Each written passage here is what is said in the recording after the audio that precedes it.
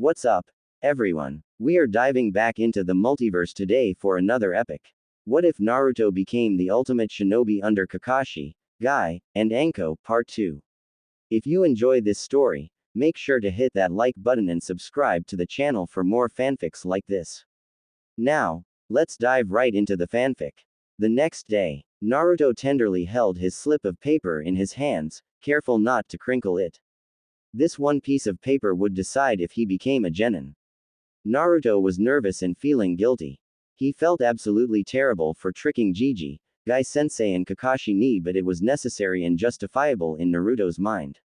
Naruto didn't view himself as a child. He was way more mature than kids twice his age and he never had much of a childhood to begin with.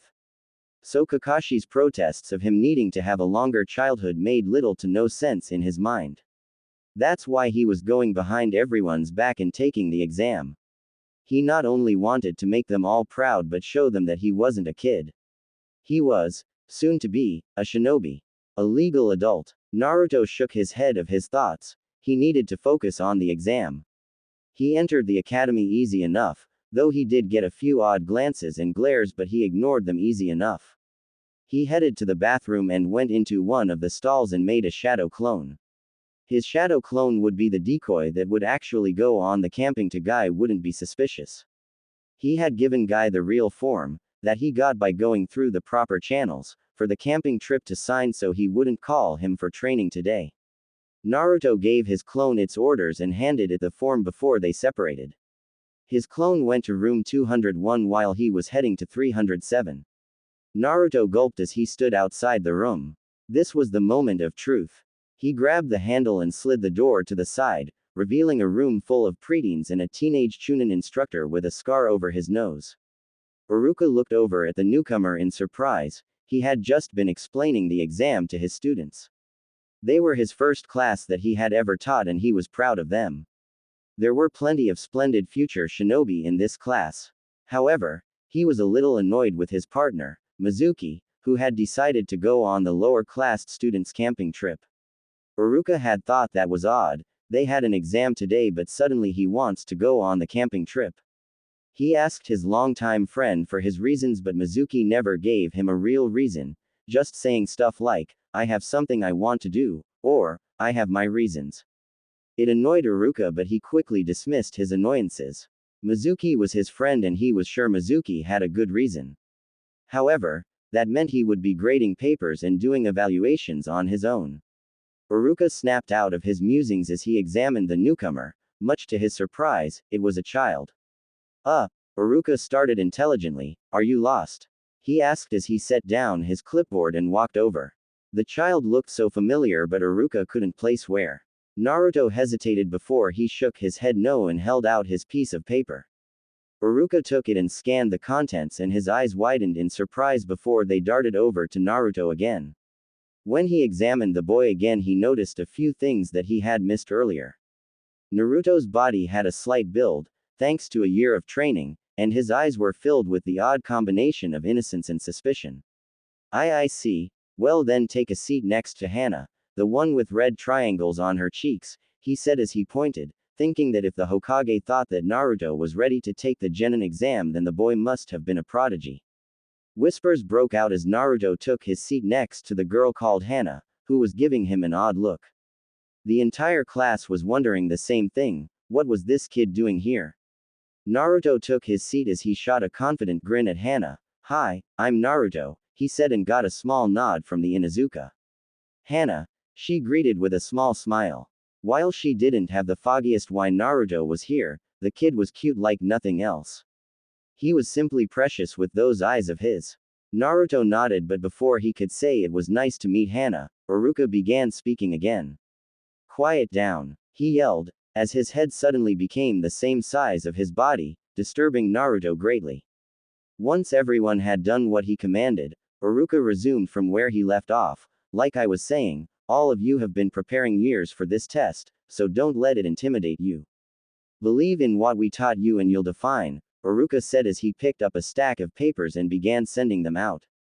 Naruto got his test and began answering questions like there was no tomorrow, his pencil flying over the answer boxes so fast there might have been the chance of a fire. Naruto added, subtracted, calculated and guessed the answers. Out of the corner of his eye he could see that Hana was on page 3 while he was on page 5. From the looks of it, she noticed it too and was trying to catch up to him. Naruto finished test within an hour, 30 minutes before they had to be done, and hopped down from his chair and gave his test to Iruka, who was greatly surprised. Naruto was the third to finish his test but the first to actually finish all of it. The first two had skipped a few sections. As Naruto returned to his seat, Iruka began grading, and much to his surprise, Naruto scored an 81%. While that was above average, Naruto was, in all sense of the word, a child. How did he manage to score such a high grade? I guess I shouldn't be so surprised. Hokage-sama did vouch for him, Iruka thought as he began to grade the papers that started to flood in. When Iruka finally finished grading, which took longer than normal due to Mizuki's absence, he brought the class outside to begin the next phase of the exam. Alright everyone, now we will be testing your aim. You'll have 10 shuriken and 10 kunai, you'll throw them and try to hit the bull's eye. Your grade will be determined by how many you get and how close they are, Iruka explained as he called the contestants alphabetically by their last name. Naruto was one of the last ones to go, but Naruto was fine with that since he got to see how everyone else was. Hana, who stood next to him while they were waiting, got a 10 out of 10 with the shuriken and 9/10 with kunai. She took second and, from what she told Naruto, she was going to be the kunoichi of the year. Naruto asked who was the rookie of the year was, and she pointed to a boy with pitch black hair with a high collar that covered the bottom half of his face. He also wore sunglasses so you couldn't know what he was looking at.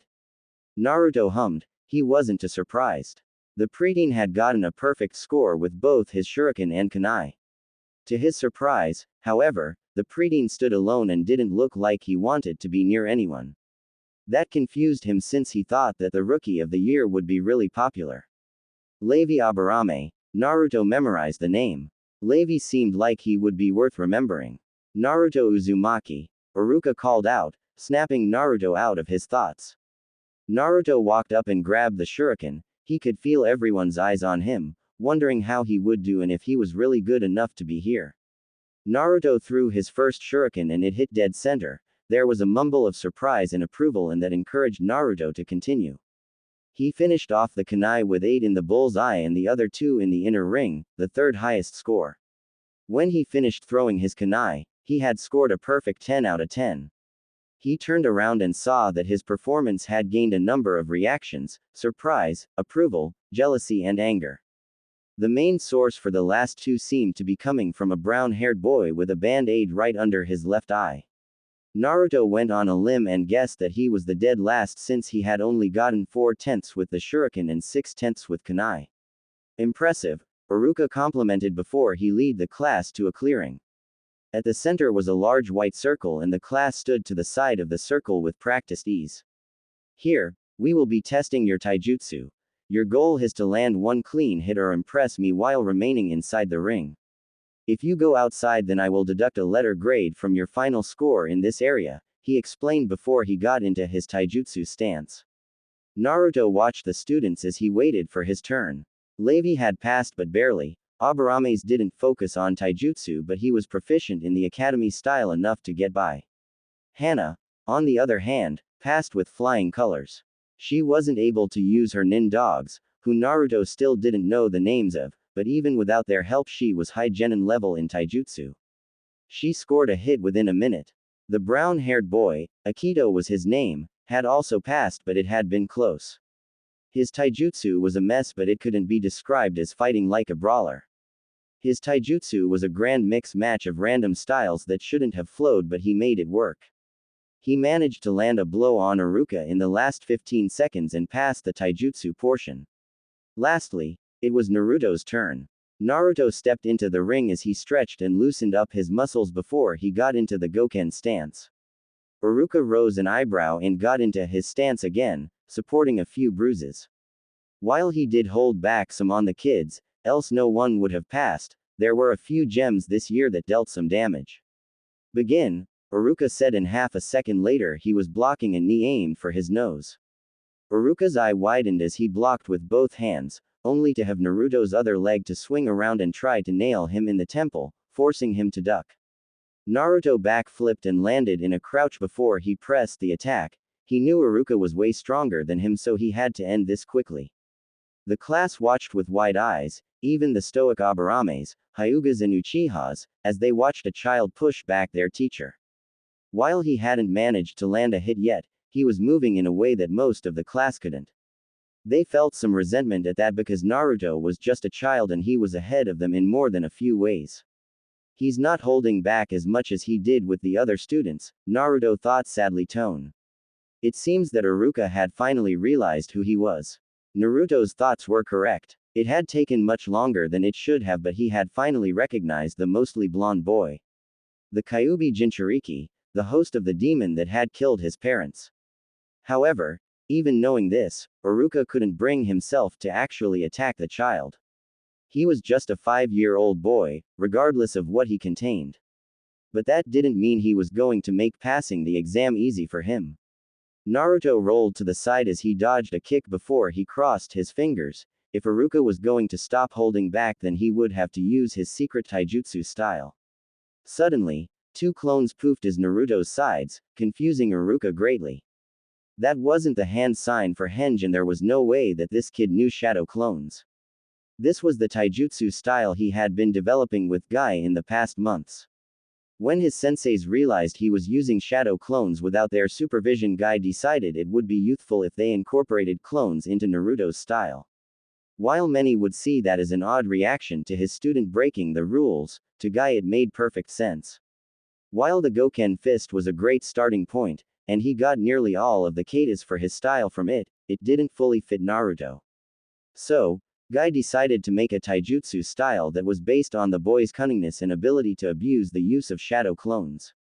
At this point, it was basically the Goken style with shadow clones thrown in the mix, but that would change as it neared completion. Naruto's clones flanked Iruka while Naruto charged in the middle and the 3 attacked simultaneously. As Naruto went for Iruka's head, his clones went for his torso and legs. Iruka was caught in his trap. There wasn't a way for him to get away without taking a hit. Iruka was confused. Why was Naruto fighting like his clones were solid? Was this a confusion tactic? Were they actually shadow clones? Iruka didn't know the jutsu, so he didn't know. However, Iruka decided to play it safe and attack the clone going for his chest, intending to make a path for himself, but he had unknowingly walked into Naruto's trap. As his clone dispelled in a puff of smoke, temporarily blinding Iruka, he created another clone to kick off of and launched himself to the right, the direction Iruka was now heading. As Iruka cleared the smoke, blinking away smoke, he delivered a solid left hook to the Mon's jaw, sending him out of the ring. As Naruto landed on his feet while Iruka landed on his feet as well, but outside of the ring. A few kids cheered, the loudest being Hana, while a few were sneering and scoffing, the mainly Akito. Naruto sent Hana a smile before he turned back to Iruka, who was looking at him with confusion with a hint of pride. He could tell the boy was obviously a prodigy.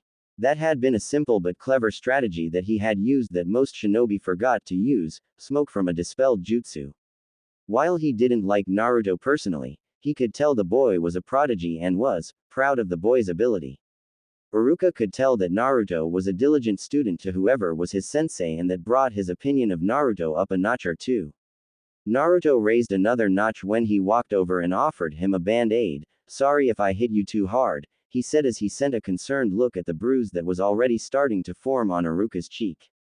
The scared-faced teenager rubbed the back of his head bashfully as he took the band-aid. "Ah, thank you, Naruto," he said as he placed the bandage on his jaw before flashing Naruto an awkward smile, causing Naruto to beam. As they began to file back into the building, for the ninjutsu portion of the test, Hana began to chat with Naruto. "Those are some deadly little fists you got there," she complimented as she walked next to the boy. She was grinning savagely. Naruto was the cutest little thing that she ever seen, and he could also pack a punch. She couldn't only imagine what a lady killer he would be when he grew up. Well, perhaps not in Konoha since he was a Jinchuriki. Hana had been 6 during the attack, like the majority of her class, so she could remember the Kyuubi attack 6 years ago. She had been there and could remember when Naruto had been announced as a hero but was received and treated as a villain. However, unlike the older population of the village, they had been more open-minded due to the fact they were children. Sure, they were told to avoid Naruto, but they were now at an age where they began to question what they were taught and began making their own decisions. While Hana couldn't speak for the entire class, she liked Naruto a fair bit. Despite being treated poorly, the child simply took it with a grain of salt and just kept smiling. For that alone she respected the boy, regardless his age. Naruto gave Hana a broad smile. Thanks. Your style is really cool, he responded, and it was the truth. He didn't know how Hana hadn't gotten dizzy. Hana grinned. So where did you learn it from?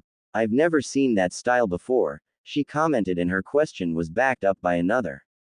I would like to know as well, why? You are a child yet you managed to land a hit on a Chunin ninja, Levi said in a flat, logical tone as he turned his hidden eyes to Naruto. His motivations for speaking to Naruto were similar to Hana's. However, his were less instinctual and motherly based. He was curious about the Kyuubi Jinchuriki. He wanted to develop his opinion of the child by his action and not let the village's opinions color his judgment. Naruto looked over. Guy-sensei helped me make it, he explained simply. Levi raised an eyebrow. You're making your own taijutsu style?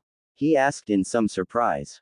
Naruto nodded and Hana roughly rubbed Naruto's head. If you're already making a taijutsu style, then no wonder your sensei thinks you're ready for the exam, she said as she rubbed, causing Naruto to wince in pain. However, to the two preteens' surprise, instead of giving them a smile, Naruto's eyes darted to the ground. Why yeah, he said unconvincingly. Hana rose an eyebrow before sending a look over at Levi, who nodded in acknowledgement and filed Naruto's reaction for later. The class once again entered the academy and they lined up by order they arrived. Hana and Naruto had been separated, so he was now standing next to Akito, who was sending him a small glare. This is the final portion of the exam, ninjutsu. You will be performing henge, kawarimi, and a clone jutsu. After that we will have an extra credit portion for any jutsu you might have learned on your own time. Now, first up, Iruka started and began testing the students of henge and kawarimi. Naruto could feel Akito's glare on his back. While Naruto was used to being glared at, this type of glare was new. It was hot and angry instead of being cold and hateful. Naruto peeked around, only to see that Akito was still glaring and narrowed his eyes in anger. I bet you think you're real tough, don't ya? He hissed in a loud whisper. Naruto's eyebrows drew together in confusion. What was this about? Why was Akito so angry at him? Naruto shrugged. I guess so, he muttered. If he was able to take the exam, then he had to be a little tough. Akito sneered. Of course you do. Child prodigy from some big clan. Of course you think you're tough since you've been getting everything handed to you and never had to work for your skills, Akito hissed, forgetting that Naruto was only, almost, 6 years old. Alright, now Naruto was starting to get a little angry. He worked really hard for his skills, he worked really hard to be able to take this exam. Now, all of a sudden, this jerk thinks he's been eating cake with a silver fork his entire life. What the hell? Naruto's eye narrowed as he adopted a frown. I worked hard, he refuted. However, it didn't do much since all Akito saw was a child arguing. Akito rolled his eyes. I'm sure you did, he said sarcastically. I bet it was tough having everyone teach you everything. A tick mark formed on Naruto's head. It was tough. Guy-sensei, Anko ne and Kakashi ne are really tough teachers, he said, his voice becoming a little more angry and louder. Oh, so you had 3 teachers, I've only had 2 teachers and they were more focused on teaching clan members to bother teaching a clan-less orphan like me, Akito said bitterly. Another tick mark formed on Naruto's head, but Akito continued, they couldn't be bothered. After all, a kid without a clan can't ever be anyone important. So they just glossed me over with vague explanations. Even when I asked them for help, they just give me a few pointers without. Shut up, you jerk, Naruto yelled, surprising everyone in the room and cutting Akito off. He jabbed a finger at the boy. I worked really hard to be here. I trained super hard and I even trained after I finished training. So don't bitch to me, you jerk, cuz I don't have a clan either and I'm not complaining, he yelled. It was true, the Uzumaki had been all but erased from the face of the earth. Naruto turned around with a huff, ignoring the surprised looks he was getting from the rest of the class. Before Akito had a chance to respond, Iruka cut him off. "Akito, stop bothering Naruto," he said before he looked at the smaller boy. "It's your turn, Naruto." Naruto nodded, being sure to stick his tongue out at Akito before he stepped forward and formed the ram sign. Naruto suddenly poofed into a solid copy of Iruka. The real Iruka examined the henge before nodding in satisfaction. "I don't see any flaws, now perform the kawarimi." With another poof of smoke, Naruto had been replaced with a chair. Iruka nodded again. "Now the clone jutsu." Naruto crossed his fingers. "Shadow clone jutsu," he said, thinking that he had to, before two copies of himself stood at his sides. Iruka's eyes widened, but he nodded as he checked it off. Seems that he was right and Naruto knew the shadow clone jutsu. "Good. Do you know any additional jutsu for extra credit?" he asked, thinking that Naruto might have a few more surprises for them. Naruto nodded before he flew through a few hand signs and exhaled. A small ball of fire escaped from his mouth. He could have made it much larger, but he didn't want to ruin the classroom. A few Uchihas glared, having recognized the jutsu but left it alone for now. Iruka nodded, and scribbled down notes. "Next," he said as Naruto took a seat, leaving him to once again watch the remaining test takers. Naruto felt good about his chances, while he had done well in all of the sections, but he was slightly worried that Iruka would fail him anyway. If that happened, then he didn't know how he would face Kakashi and the others. As a matter of fact, he didn't know how to face him if he passed the test. He knew Kakashi would be angry, but Naruto didn't know how angry. What if Kakashi decided that he didn't want to be his brother anymore? What if he was so angry that he started staring at him with that look? Naruto felt a wave of anxiety crash over him. Despite planning out the crime perfectly, he hadn't planned out the aftermath. Naruto even considered telling Iruka to pretend like he was never here and just pretend that he had actually gone on the camping trip. Naruto shook his head of those thoughts. He had started this and he didn't have a choice other than finishing it. Minutes went by and Iruka finished grading their final tests. Seems like he had become a master of paperwork as well. "All right, class," he said as he stood up, giving the class a hard look. "You all passed," he said in a happy tone. His first class that he had ever taught didn't have a single failure. A few had come close, Akito, but none of them fell below the line. A cheer went up in the class and Naruto felt relief flood him. He had passed. He was a genin. Naruto smiled so broadly that his face hurt and smiled even wider when Iruka posted the class ranking for the test and he had come in second. After the cheering had died down, Iruka began distributing headbands and everyone was grinning like a loon as they placed them on their heads for the first time. Moments later they began to file outside for the graduation ceremony. There were dozens of parents all praising their children and telling them how proud they were. Naruto felt a stab of jealousy as he watched Hana being embraced by her mother and her leg being griped by a boy his age. While Naruto didn't have parents, he did have Kakashi and Anko. They could be the ones praising him instead, but he had chosen to go behind their backs, so Naruto didn't blame anyone for that other than himself. Naruto sighed, a mixture between a happy and sad sigh, as he felt the headband tied around his forehead. Despite his nervousness about his family's reaction, he was looking forward to telling them. His thoughts were interrupted when a hand landed on his head. Startled, Naruto shot around, looking up, and his heart dropped to his sandals when he did. Kakashi was the one behind him and he didn't look happy. Hiruzen puffed on his pipe, staring deep into the soul of the boy who stood before him.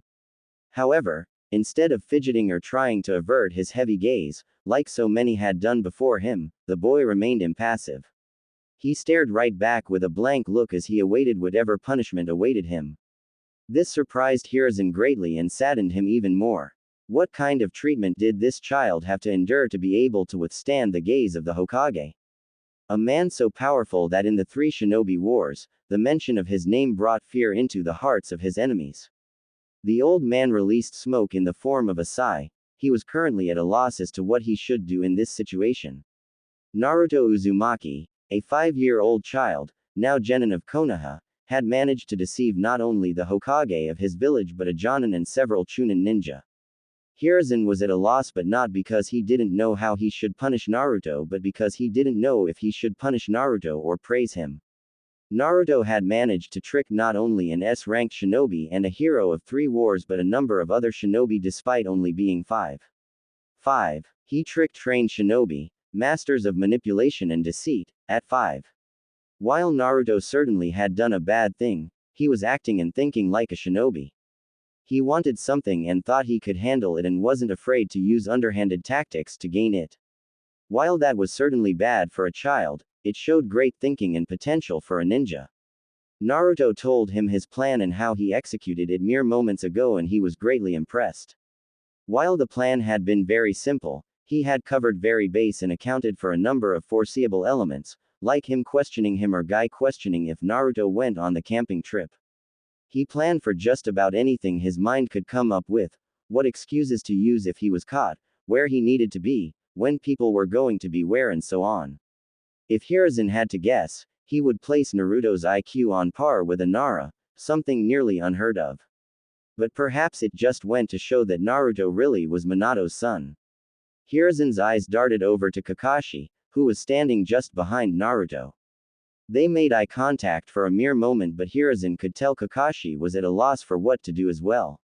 While there was a small amount of pride in his eyes, his little brother had just pulled a fast one over the Hokage. It was overshadowed by anger. Kakashi was pissed. Naruto didn't just disobey his orders, but he tossed away whatever childhood he could have had. He gave up playing with his friends for practicing ninjutsu. He gave up getting excited over toys for learning how to wield a weapon. He gave up his innocence for a life filled with sin and bloodshed. So yes, Kakashi was furious. His gaze then turned to Anko, who had shown up with Kakashi. She saw Naruto being dragged to his office and decided to find out what her little brother had done, though she did have a good idea when she saw the headband around Naruto's forehead. Unsurprisingly, Hiruzen saw pride in the woman's eyes. If he couldn't see it in her eyes, then he could in the giant smile she wore. It looked like it was taking all of her willpower not to jump around the room praising Naruto.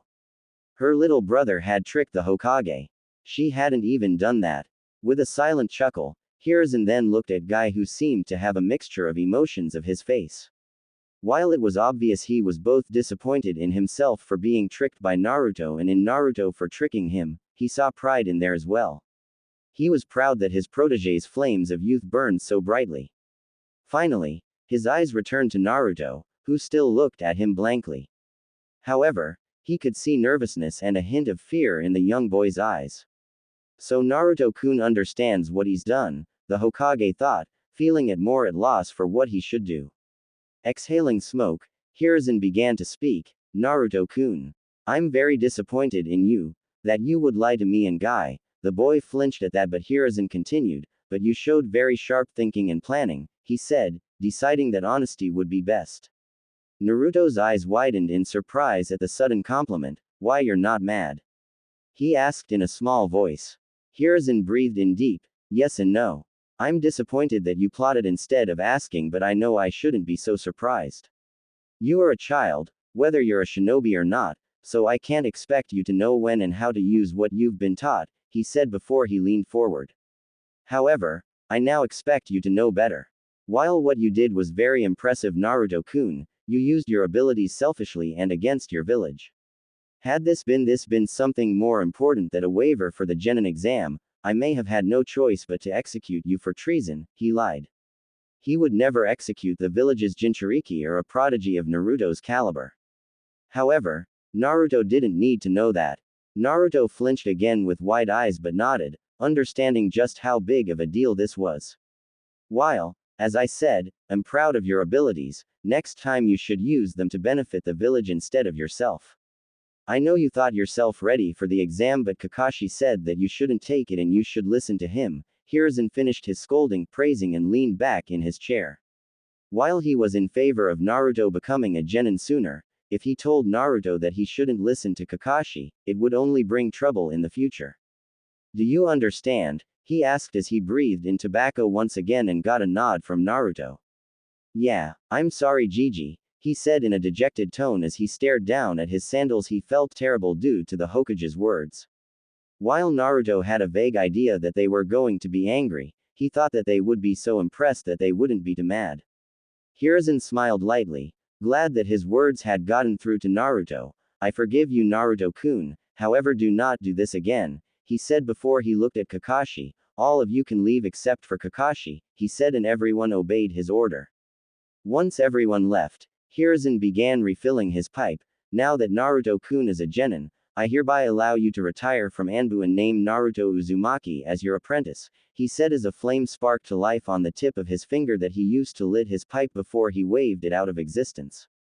Kakashi smiled softly beneath his mask. While he was very unhappy with the circumstance, he was happy to finally get out of Anbu and be able to train Naruto without the worry of being in the middle of a lesson only to be called off for a week.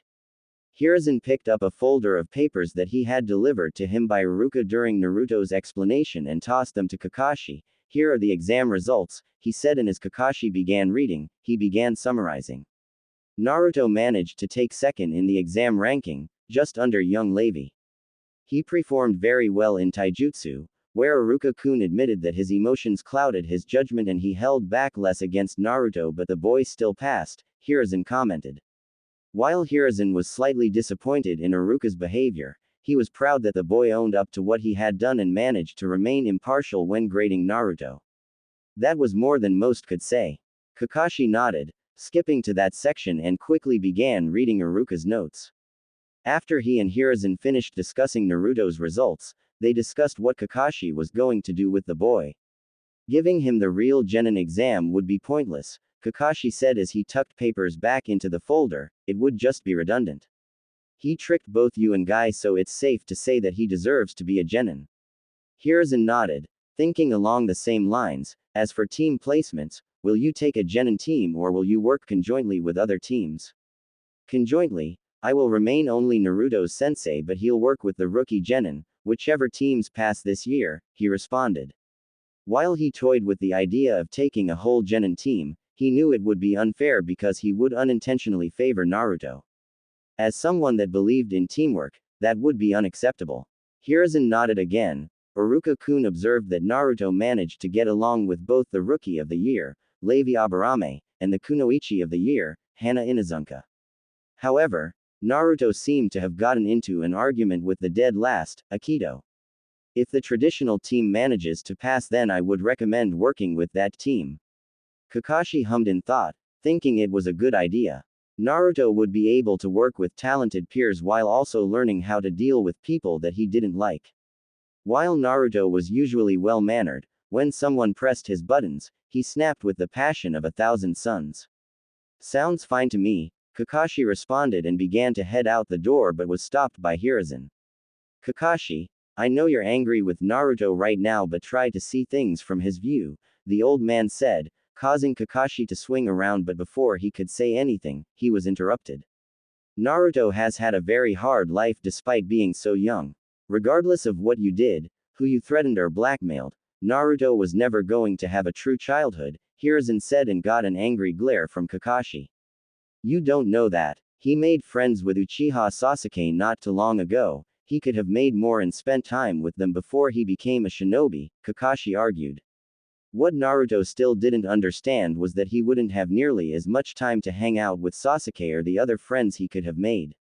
Now he was going on missions, chores at the beginning, but in a few months he was going to be out of the village for weeks at a time.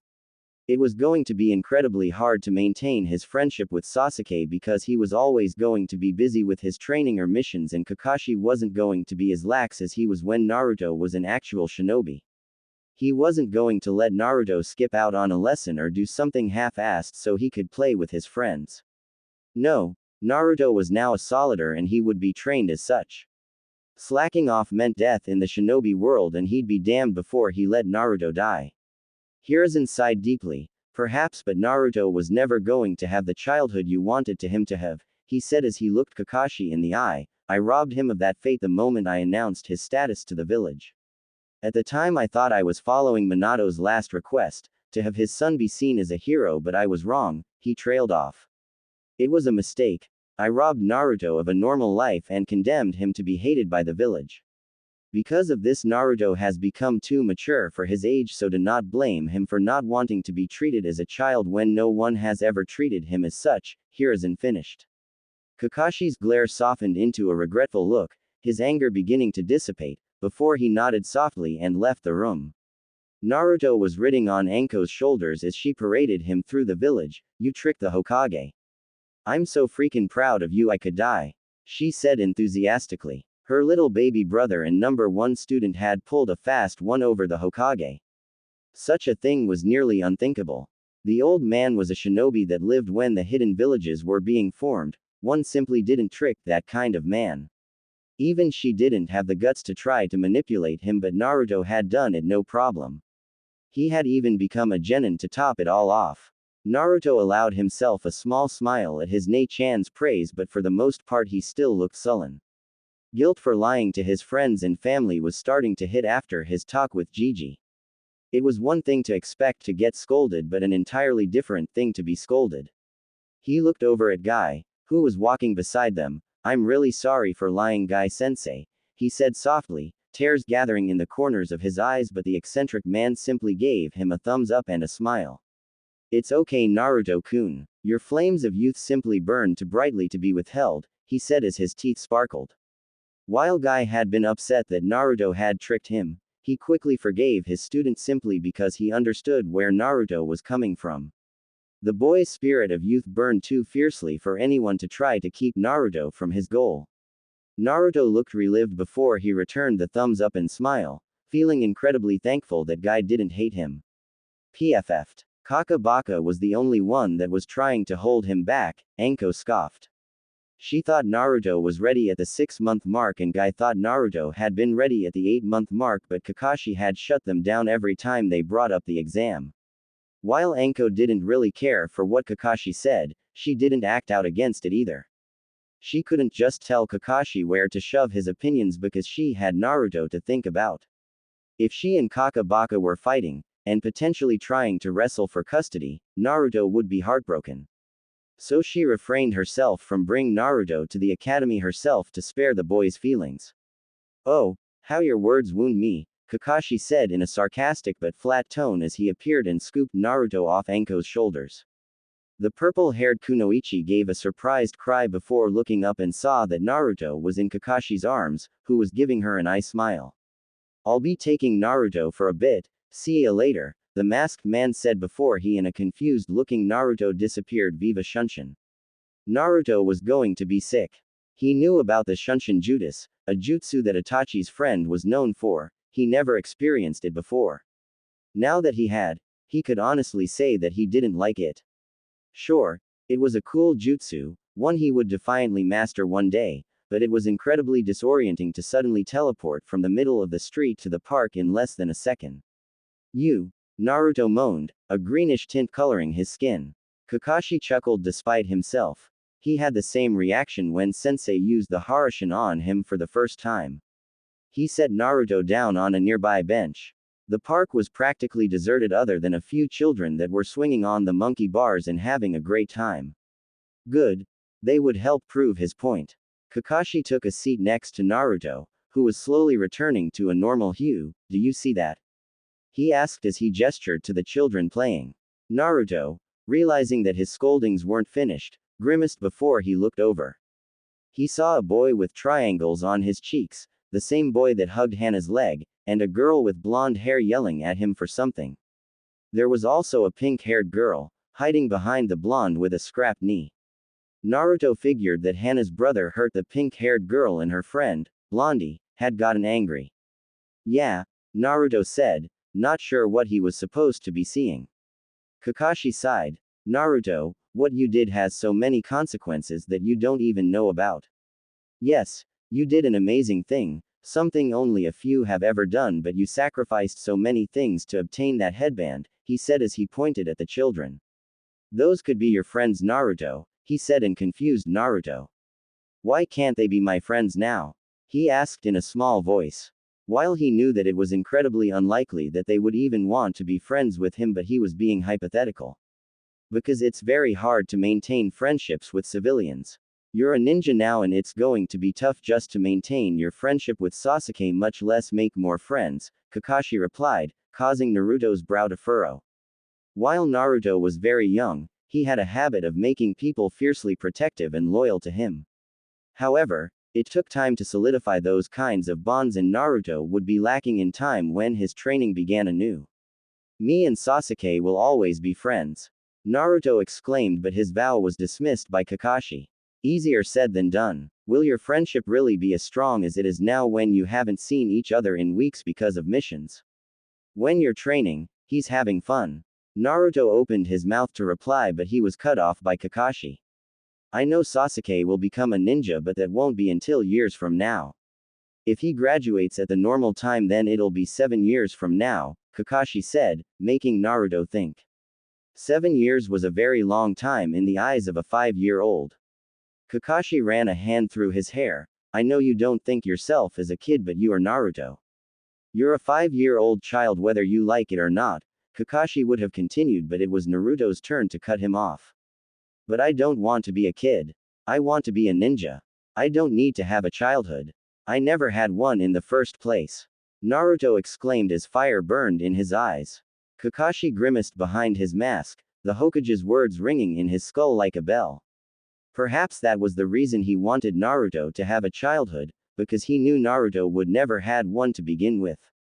That saddened his even more because he could remember how his sensei and Kushina Nichan envisioned Naruto's childhood.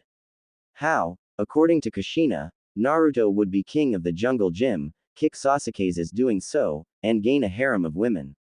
How, according to Minato, Naruto was going to be the kind boy that made sure everyone was having a great time and be surrounded by friends.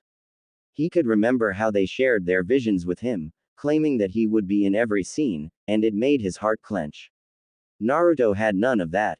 He wasn't king of the jungle gym, he didn't have a harem of women, he was still a bit too young for that anyway, he wasn't surrounded by friends, he didn't have parents. He had a few adoptive siblings and a handful of friends, a far cry from what his parents envisioned. Kakashi hated that, and he wanted Naruto to live out a few of his parents' visions. Perhaps that was the reason why he was desperately fighting this pointless fight. Even if he wanted to change it at this point, he couldn't.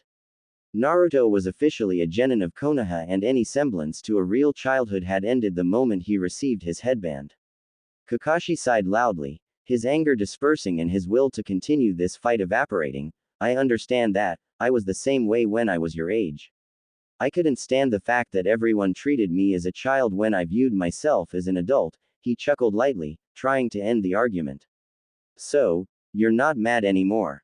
Naruto asked a bit timidly, afraid that his Ni-san was still upset with him. Kakashi shook his head. No. I'm not mad anymore, he said as he patted Naruto's head. There you are. A voice interrupting their bonding moment. Both males looked over and saw a furious-looking Anko that was storming up. When she was a foot away, she grabbed Naruto and returned him to his rightful place on her shoulders before she gave Kakashi a glare. Don't you dare kidnap my Naru-chan again, Kakabaka, she said as she turned away. Or else, was implied in her glare. While Naruto was trying to make excuses, saying that Kakashi just wanted to talk to him, Kakashi chuckled as he joined the group as he pulled out his orange book. They had a child prodigy, a man wearing neon green spandex, a woman wearing next to nothing, and a man that read porn publicly. Ah, family. What were you two doing anyway? Anko demanded, her hands gripping Naruto's ankles to prevent another kidnapping. Oh, just showing him great literature, he replied as he flipped a page. Anko rolled her eyes in annoyance at Kakashi's blatant lie. It had better been. She didn't really care for Kakashi, despite having Naruto in common.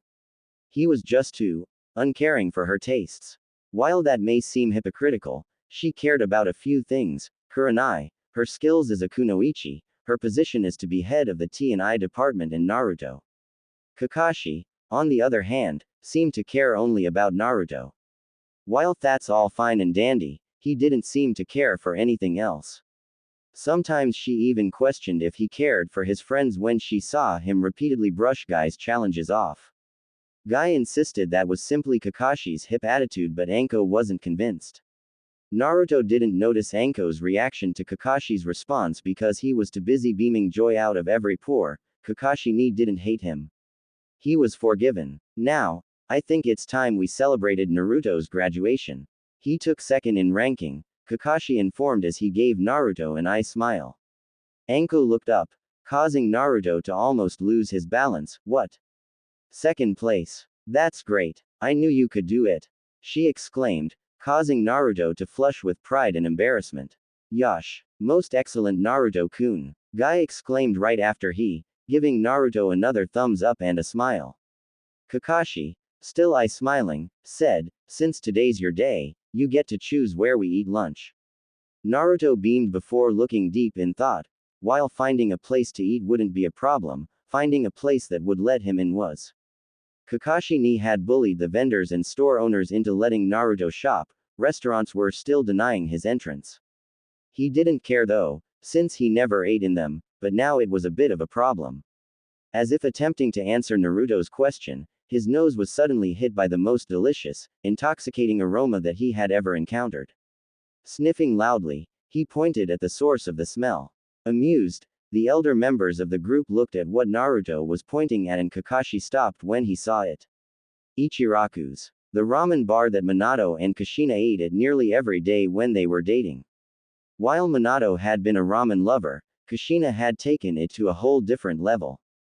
Kakashi was certain that one of the main reasons Kushina loved Minato so much was because he made the best miso ramen in, as Kushina claimed, the world. He himself ate here with them often but he hadn't stepped foot in the bar's direction since they died. Ni-san, hurry up, Naruto yelled back at him, causing him to jerk out of the past and began walking again. The group entered the restaurant and were greeted by a man in his mid-30s. Hello, how can I help you? He greeted as he turned from the cooker and his eyes widened as he saw who had entered his store. His eyes landed on a much older-looking Kakashi, who was rubbing the back of his bashfully. Well, perhaps older-looking was the wrong word since he couldn't see Kakashi's face but the boy turned into a man, if that made sense. His eyes landed on the small boy on Anko's, who was barely dressed in his opinion, shoulders. Naruto Uzumaki, the son of his two favorite customers. He smiled lightly as he examined the boy. He had seen Naruto a few times before but the boy always disappeared before he had a chance to talk to him. The boy looked happy, hungry and nervous. Naruto saw the smile and his nervousness vanished. He had been afraid that the cook would kick him out but it seems that wasn't the case. The group sat down and Tuki gave them menus but when he gave Kakashi his, he gave the man a knowing grin. It's been a while Kakashi-kun, he commented. Kakashi rubbed the back of his head again and I smiled. Yeah. I got a little lost on the road to life, he replied, telling the truth for once. You know my Ni-san? Naruto asked. Tuki nodded. Sure do, he used to come here all the time when he was a boy, he said with a smirk, understanding Kakashi's 6-year absence. He took the death of his sensei, the village's Hokage, the hardest by far. However, before Naruto had a chance to ask why Kakashi never showed him this heavenly place, just going by the smell, an auburn-haired girl around 10 years old walked in. Dad, did we get customers? A young Ayame asked as she entered from the back room. Her question was pointless when she was that half of their seats were filled. Much to her surprise, she recognized one even though it had been 6 years. Mask-chan, Ayame said loudly before she made her way up the steps that let her see over the counter easier. Kakashi gave Ayame an eye smile. Yo, you've grown, he commented, causing the girl to beam. Naruto watched the exchange and an unfamiliar feeling entered his chest, jealousy.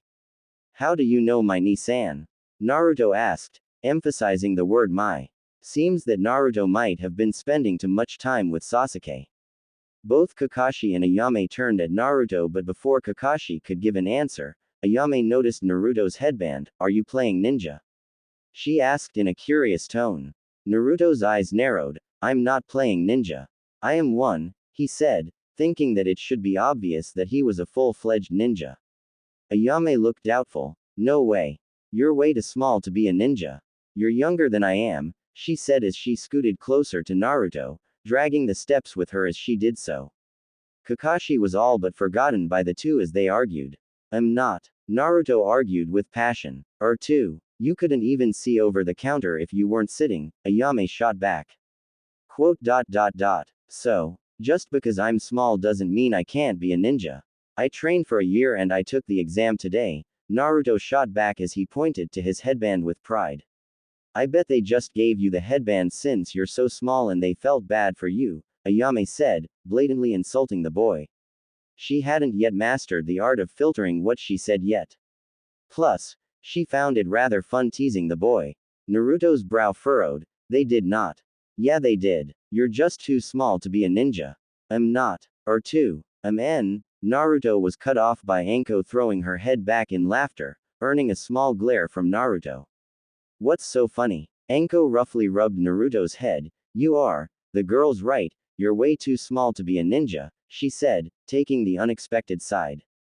But, enough of that, we haven't ordered yet, she said, officially ending the argument. However, judging from the outrage in Naruto's eyes, the argument was far from over. After ordering their food, Anko got a salty ramen, Guy got miso with menma and Naruto and Kakashi both got miso with extra pork. They chatted amongst themselves, taking their turns congratulating Naruto, and after they got and ate their food, Naruto seemed to inherit his mother's addiction to ramen and started claiming it to be food fit for a god. The three adults decided it was time to give their gifts to Naruto. While they were going to punish Naruto for breaking their rules and going behind their backs, they decided that they would wait until after today. They weren't going to punish him on the same day he became one of the youngest genin in the history of Konoha. Gifts? Naruto asked in confusion. The word was almost foreign to Naruto. The only gifts he had ever received were Gama-chan, a toad-shaped wallet that someone unknown gave him, and the clothes and food Kakashi gave him.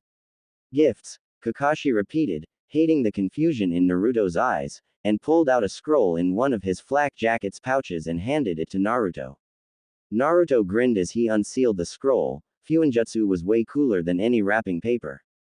What popped out were more scrolls and a few books. Naruto smiled like a loon as he began reading the titles. He grabbed the first book titled, Fuinjutsu Level 3, Congratulations on not blowing yourself up so far. By Jiraiya. Naruto's smile widened. Jiraiya was, by far, his favorite author. Putting the book down, he continued reading the rest. The next one that he picked up was a scroll titled, Bloody Whirlpool Style. Naruto gulped at the ominous-sounding name but quickly realized that this was the offensive style that complemented the whirlpool dance style. There were a few more books and scrolls about a number of different things, but all were shinobi related. Thank you, Ni-san. Naruto yelled as he all but threw himself in Kakashi's chest. The one-eyed man chuckled as he patted Naruto's head. Most youthful Kakashi. Now Naruto-kun, take a look at what I've gotten you, Guy said as he jumped out of his seat and out of his ninja pouch he whipped out something that Kakashi feared. A neon orange spandex jumpsuit. Stars twinkled in Naruto's eyes as murder and rage gleamed in Anko and Kakashi's.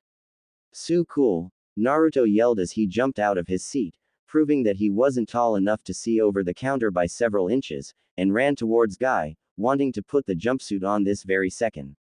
However, thankfully, Kakashi held the boy back, and in the split second Naruto turned to look at his Ni-san in confusion, Anko threw a handful of kunai and pierced the offending clothing. It certainly is Naruto, but it seems that it needs to go to the tailor before you can wear it, Kakashi said, causing Naruto to look back at Guy. The green-clad ninja was crouching some feet away, anime tears streaming down his face as he drew circles in the ground, looking completely dejected. Next to him, the spandex jumpsuit lay torn to ribbons. Naruto blinked in confusion. He could have sworn that a second ago the jumpsuit looked fine. Yeah, looks like it'll take a while to fix too, Anko commented as both Kakashi and she shared a glance, commending each other for a job well done. Naruto's shoulders slumped. He had been looking forward to wearing the jumpsuit. According to Guy, it would greatly enhance his spirit of youth. Now that was all fine and dandy. Feast your eyes on this, my cute little bro, Anko said dramatically before she whipped out a scroll and unsealed it. A few books popped out, mostly about infiltration techniques, poisons and pranks, but there were a few cookbooks in the mix as well. There was even one about how to conduct tea ceremonies. However, Those weren't nearly as attention-grabbing as the life-sized statue of Naruto now standing on the counter. The statue had its hands on its hips as its chest was puffed out, looking incredibly lifelike and heroic. It was amazing in every sense of the word, especially when you considered what it was made of. Panties. This work of art was the reason why Anko sent Naruto into the women bathhouse, not just for training and for giggles, but for building materials as well. Naruto's face burned with embarrassment, causing Anko and Kakashi to laugh. Well, do you leaky it? Anko asked, rolling the word like off her tongue, causing Naruto to redden further. Nei-chan, Naruto whined as he tried to curl up into himself, wanting to just disappear. Anko laughed louder as she rubbed Naruto's head. That's not all. Look, she said before she grabbed the statue and began moving parts so it now looked like Naruto in his Goken stance. It moves, she said gleefully, proud of her work of art. I have to ask, why panties? Kakashi asked, mirth still in his tone. After Naru-chan's first raid on the bathhouse, I had a bunch of useless panties just lying around. I decided to do something constructive with them, she explained with a shrug. Kakashi gave Naruto a lazy look, causing the boy to shrink more. So you're the reason the bathhouse's heightened security, he realized before he too patted Naruto on the head. Ah, they start so young these days, he commented to Anko, getting a laugh from the purple-haired kunoichi. Naruto felt like he was going to die from embarrassment. No, he wanted to die. Hell would be far more kind. Nei-chan, Naruto grumbled. Ah, Naru-chan is blushing, Anko said as she pinched the boy's cheeks, but you do like it right? She asked as she gave his cheeks a threatening pull. She worked hard on that statue, damn it. Naruto nodded his head, unable to speak due to Anko's pinching, causing Anko to beam. Off to the side, Tenchi and Ayame watching the odd family with a bewildered expression on their face. A few days later, Hiruzen let out a very deep sigh, making a mental note that he had been doing so much more often lately. He had just gotten out of a meeting regarding the teams that managed to pass the not-so-secret Genin exam that the Jonin held. 4 teams passed this month. While it wasn't an astounding number, it was a Genin team more than average. Even if it was just a mere 3 Genin, in the situation they were in, Konoha needed every available hand. The traditional top 2 and dead last team managed to pass this year, so that was the team Naruto was going to work with on occasion. He and Kakashi had hammered out more details with Naruto's apprenticeship in the past few days. Naruto would work with Team 13 on D-ranked missions, and once he got enough of those under his belt, he would go on C-ranked missions with them. He would later then be taking C-ranked missions alone with Kakashi when the masked man thought he was ready. Hiruzen chuckled to himself. It would be an interesting year now that Naruto was a ninja. There were very few that ever managed to get themselves apprenticed, and they were always worth keeping an eye on. If Hiruzen remembered correctly, the last ninja apprenticed had been Anko. Hiruzen was drawn away from his thoughts by the sound of his door opening. With a lazy look he saw that it was his once best friend and greatest rival, Danzo. You can come in, Hiruzen commented in a dull tone, commenting on the man's rudeness. There once was a time that Hiruzen would have been gladdened by his friend's appearance, but now the man simply gave him a headache. They were just too different now. While they always had conflicting personalities, they managed to get along and were as thick as thieves. However, it had been his appointment as Hokage that severed their friendship, and as the paths they walked continued to diverge, their relationship deteriorated further. Hiruzen had inherited the will of fire from his predecessor, the will to protect your friends and home at the cost of your life. There was nothing that Hiruzen wouldn't give for his village, but there were lines that he refused to cross. No. He would, and had, crossed those lines. He was simply more regretful of it. Danzo, however, became strict and militaristic. Hiruzen was positive that Danzo loved Konoha just as much as he did. However, Danzo had become a thorn in Hiruzen's side. There wasn't a line that Danzo wouldn't cross and felt no guilt about it. The man's route program was barbaric at best, pitting children in fights to the death, killing the one they loved most. Raping and murdering innocent men and women to replace them with people more malleable. While some of these things were necessary to protect the village, Danzo took it a step too far. He wanted Konoha on top.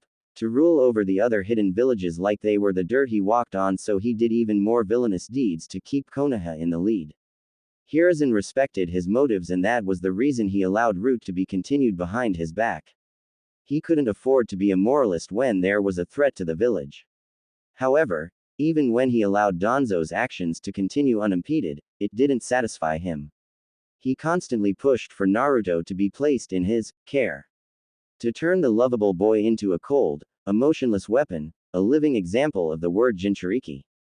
Hiruzen would be lying if he said that he hadn't considered it. Danzo walked into Hiruzen's office like he owned the place. I've received word that Uzumaki Naruto passed the Genin exam, he said as he stopped a few feet away. Hiruzen rose an eyebrow. Rather good spies you have, only a few know of that, Hiruzen commented, wondering who he would have to fire to fix that leak. Everyone involved had been sworn to secrecy, and the only liabilities were the children involved.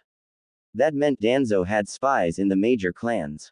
Danzo didn't respond to that. He was scheduled to take the exam in a month and a half from now. What changed? The one-eyed man continued. While one would think it was foolish to let the Hokage know that he had spies in his cabinet, this was a game between him and Hiruzen. Danzo would plant a spy, gathering as much information as it could before Hiruzen got rid of it. Hiruzen sighed. Looked like he may have to kill someone instead of firing them. Naruto-kun believed himself ready for the Genin exam, he said simply.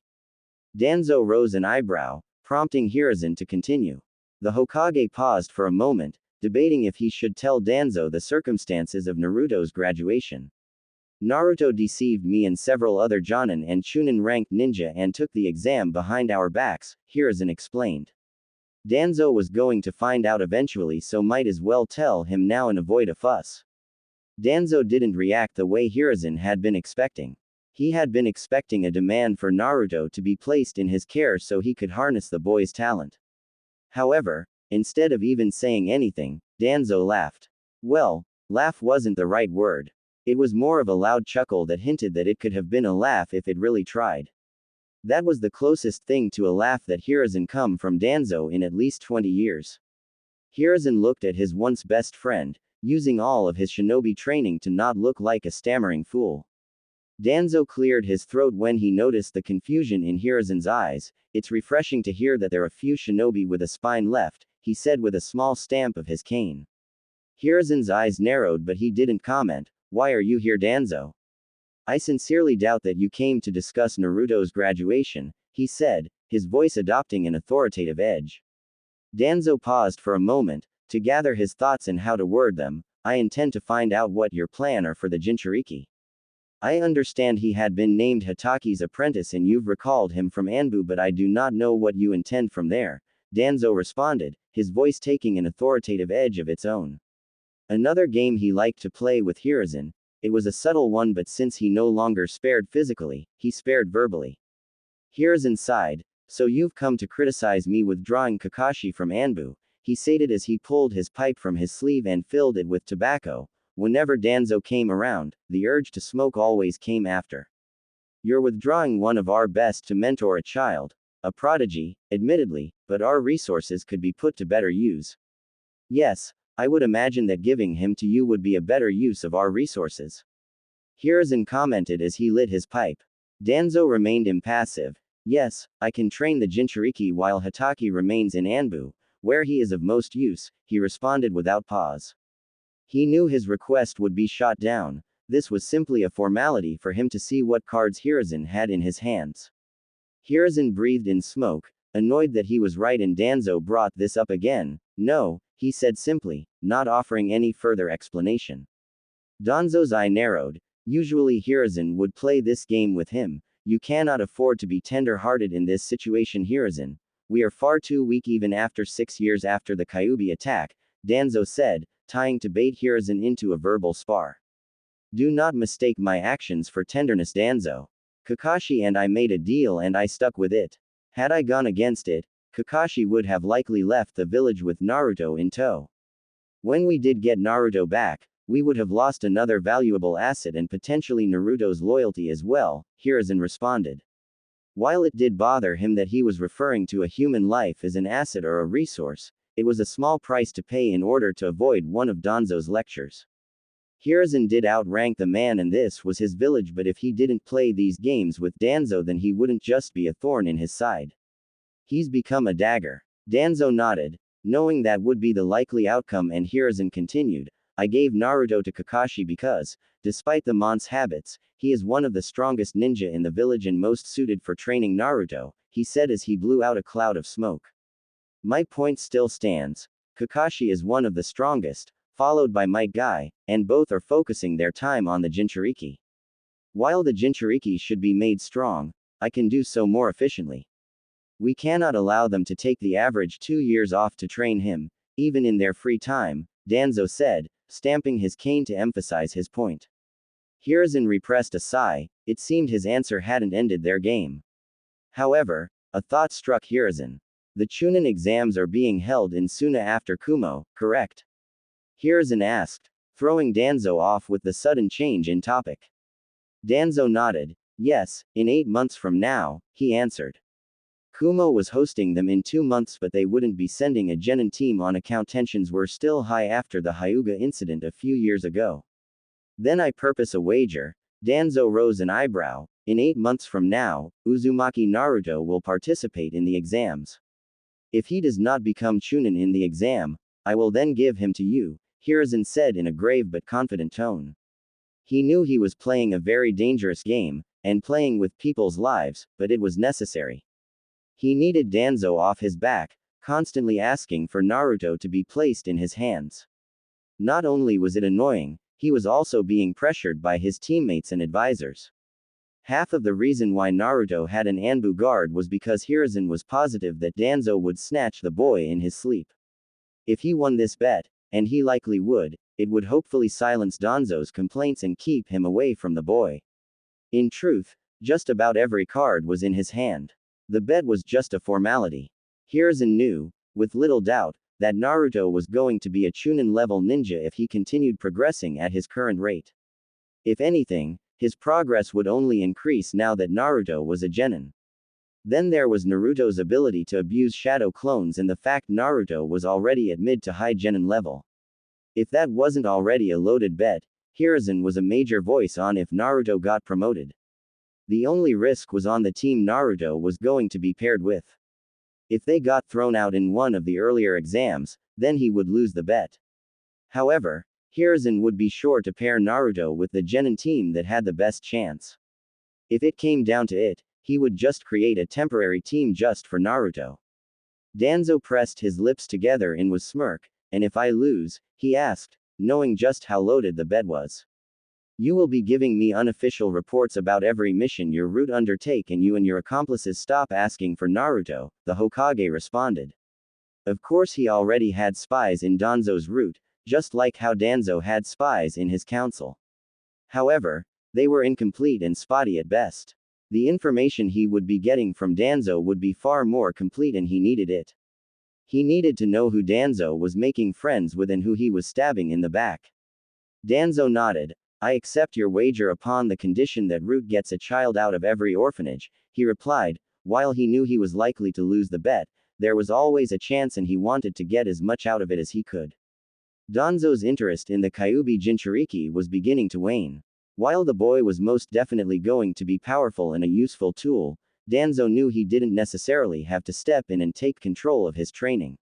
In addition, Hiruzen was acting like the Hokage he needed to be, so he didn't have to worry about him being soft on the boy. They had discussed at length of Naruto's role in protecting the village and Danzo knew Hiruzen would use the boy accordingly to protect the village. Hatake would do an excellent job training the Jinchuriki, considering his attachments, and he would teach the boy how to be a shinobi, while he would teach him about the will of fire. He knew Hatake wouldn't be so tender-hearted and shield Naruto from the realities of shinobi. So, either way, he didn't lose. If Hiruzen lost his bet then he would gain a valuable weapon and many more recruits, but if he lost then Konoha gained a valuable weapon and another layer of defense. The same thing he would use him for before he became their sword, the same thing that Hiruzen would eventually turn Naruto into. Without waiting to see if Hiruzen accepted his condition, Danzo dismissed himself and Hiruzen let out a sigh of regret. Anbu, fetch me Kakashi, he said in a flat tone, knowing he was going to get an earful, wondering if he had made a mistake. Naruto yawned loudly as he got out of bed, throwing the covers away and stepping onto the icy cold floor. He rubbed sleep out of his eyes as he made his way to the refrigerator, planning on making one of the recipes from the cookbooks Anko had gotten him. Pushing the booster stool up to the counter, then climbing on said counter and grabbed the book and started to flip through the pages, looking for something that looked tasty. He found something called an omelet. Stepping down from the counter, he began gathering the ingredients, preparing them with experienced ease. While his cuts weren't the cleanest and he had a few eggshells omelet, he was cooking rather well for his age. Naruto yawned again as he poured the mix into a pan and placed it over the stove, stirring so the ingredients would be evenly distributed. He was tired since it was almost 5 o'clock in the morning. He started getting up at this ungodly hour because he was a genin now and Kakashi told him he needed to get used to waking up early and having late nights. It's been a few days since Naruto became a ninja and Naruto found out that he was Kakashi's apprentice. He had been ecstatic. Now he could learn from his Ni-san without the worry that he would have to leave on a mission. They could even go on missions together. Naruto cooked his breakfast as he envisioned himself and Kakashi fighting an army and coming out on top. That wasn't to say he would simply forget about Guy-sensei and Anko nay. He would still be getting lessons from them. Kakashi arranged a schedule for him and while he would be working with him on most days, he would train with Guy and Anko after Kakashi's lessons and have a full day with them on weekends. Since he became a genin, he realized that Kakashi had been right. He had very little free time planned out in his schedule. However, Naruto made sure to find time for Sasuke and Itachi outside of training. He refused to lose the first friend he made that was his age. Naruto flipped his omelet onto a plate and carefully stepped down from his stepladder and went to the table. It was more difficult than it sounded considering how messy his apartment was.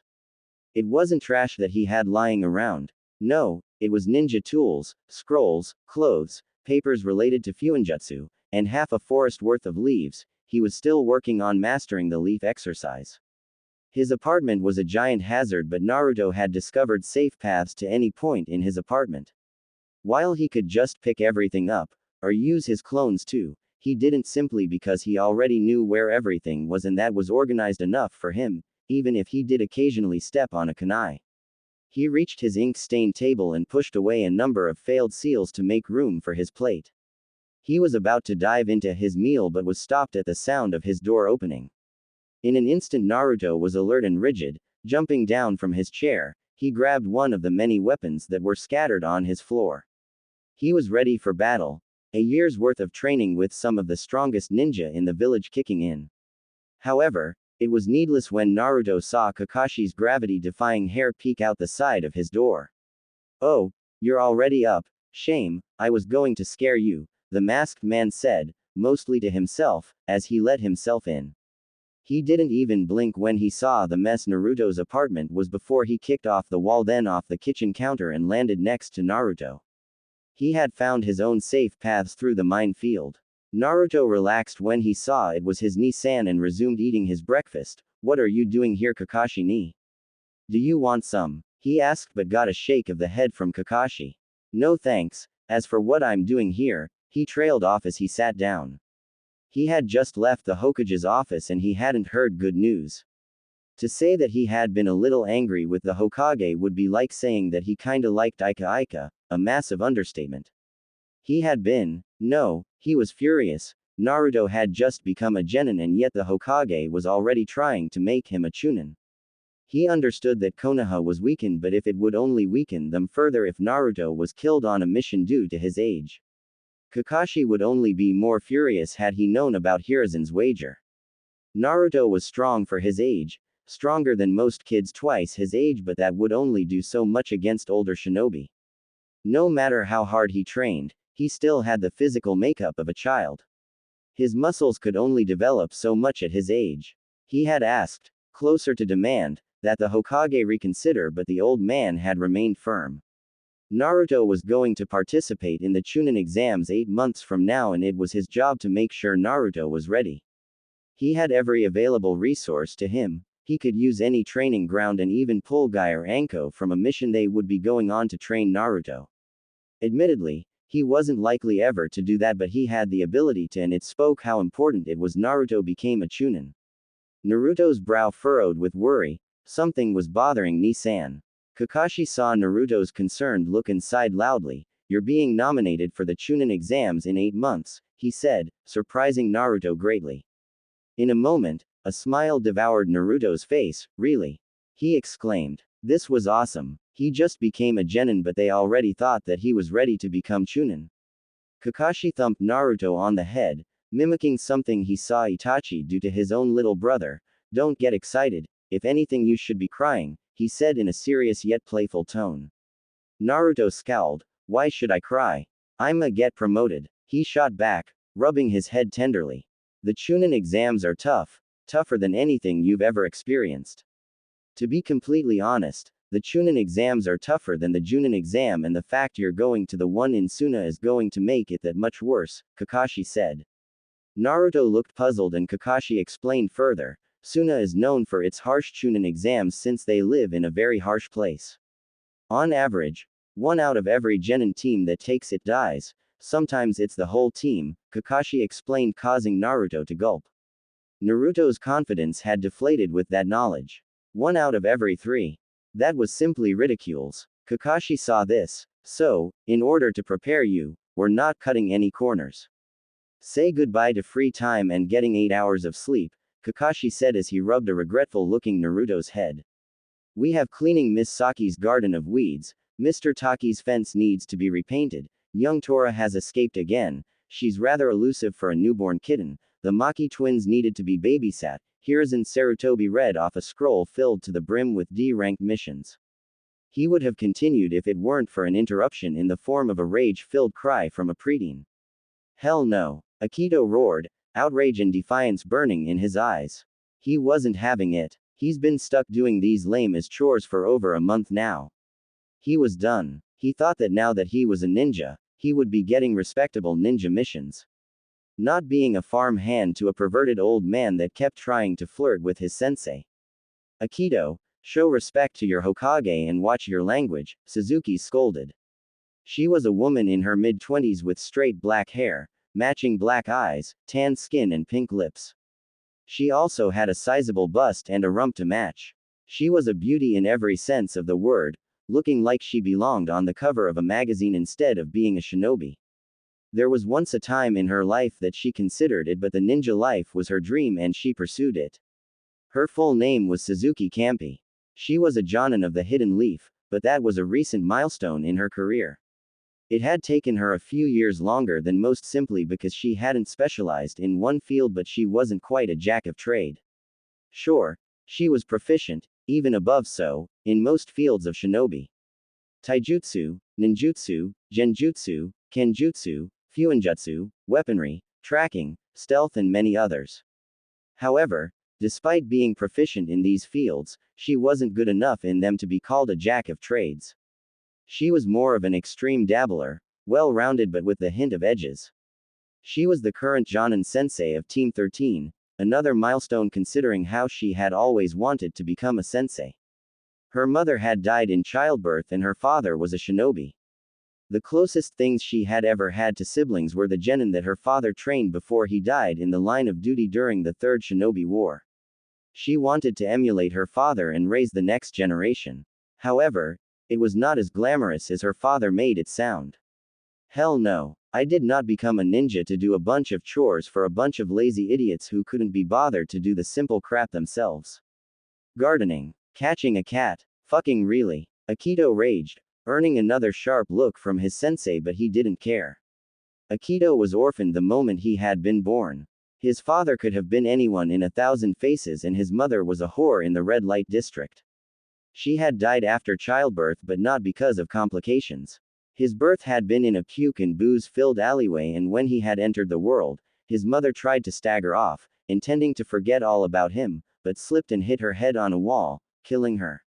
Akito was found and named by a faceless drunk that went out to take a piss and stumbled upon the scene. The man had the conscience to bring Akito to the orphanage and dumped him there before heading on his merry way. The only thing he left with him was a note stating his name written in chicken scratch handwriting on a boozed-soaked coupon for Dango. It was in that building he was raised for his entire life, the same building that Naruto spent the first 4 years of his own life. No one wanted him, he had a foul attitude and a mouth to match. However, that didn't matter to him. He didn't need anyone. He was his own man, always had been and always will be. Akito. Enough. Suzuki warned, but Akito just tsked before turning away sharply. Can it jugs, a few naughty words ain't nothing to get your panties in a knot over, he said dismissively.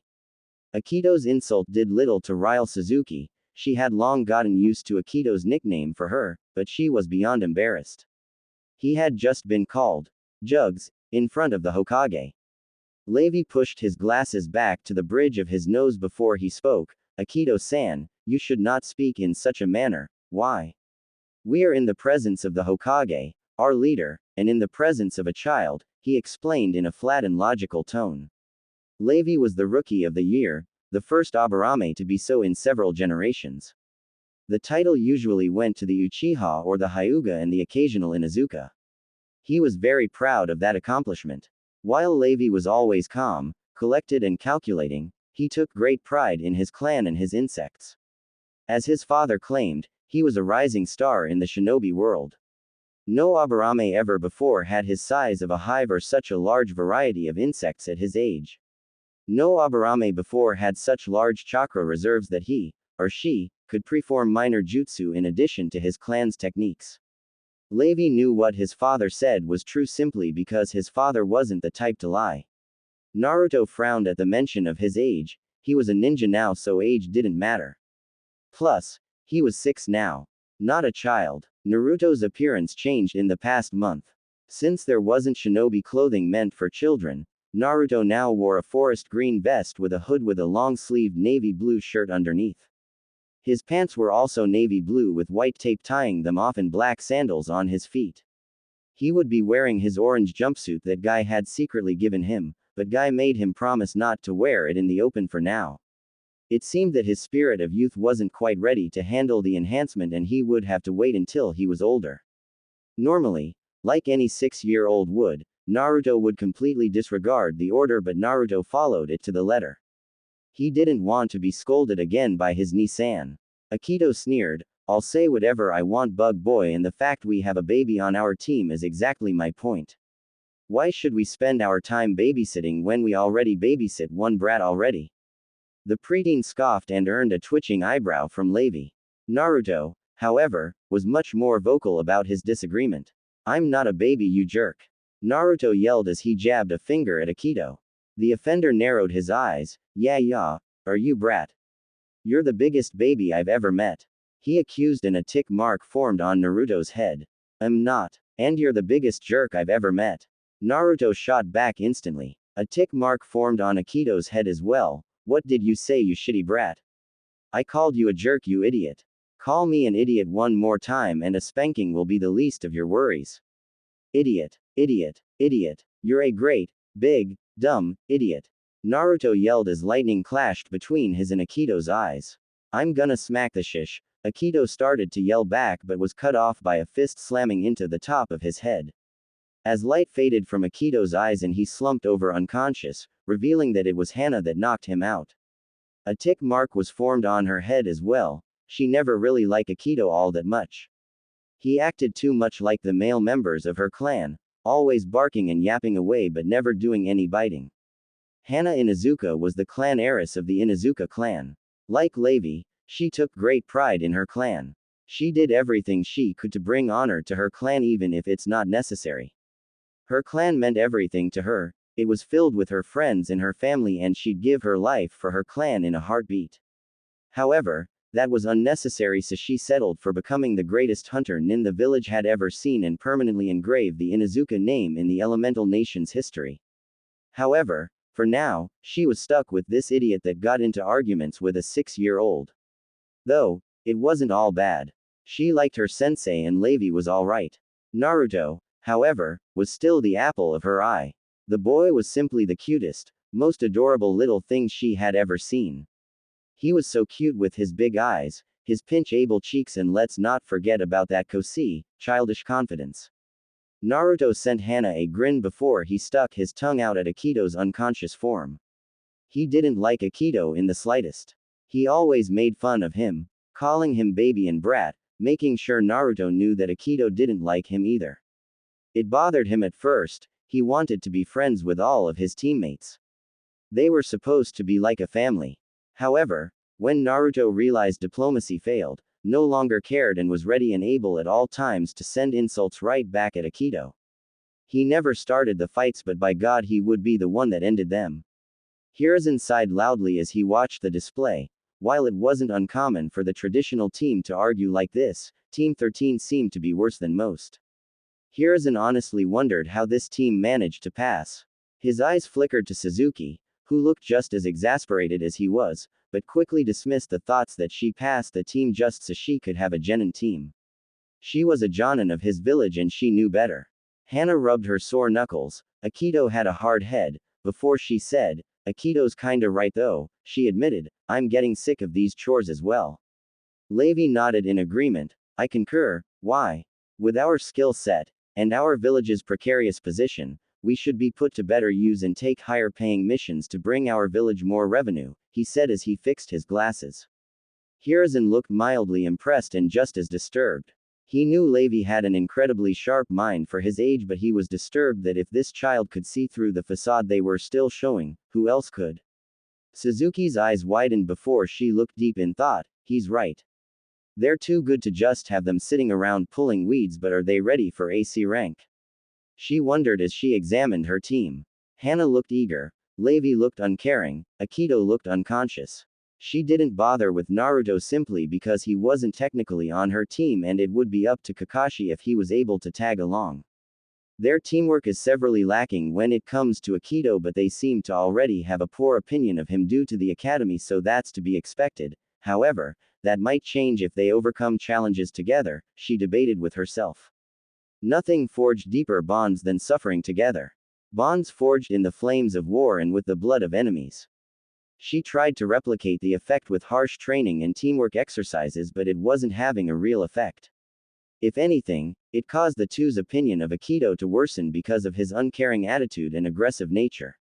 Then again, for the type of bond and comradeship she was looking for, the genin needed to be placed in a dangerous situation when the only options were working together or death. Her eyes caught a look from the Hokage and he gave her a gentle nod. He understood what was going through Suzuki's mind because he's seen the same look on hundreds of jonin before her. It was a very common mental debate for jonin with their first genin team. Suzuki repressed a sigh. "All right, we'll take AC rank," she said with a hint of a sad tone. She knew it was for the greater good, and unavoidable, but it saddened her a bit that her genin were about to get their first real peek at the real shinobi world. "Hell yeah," Akito yelled as he catapulted up, a broad smile on his face. "Finally a real mission."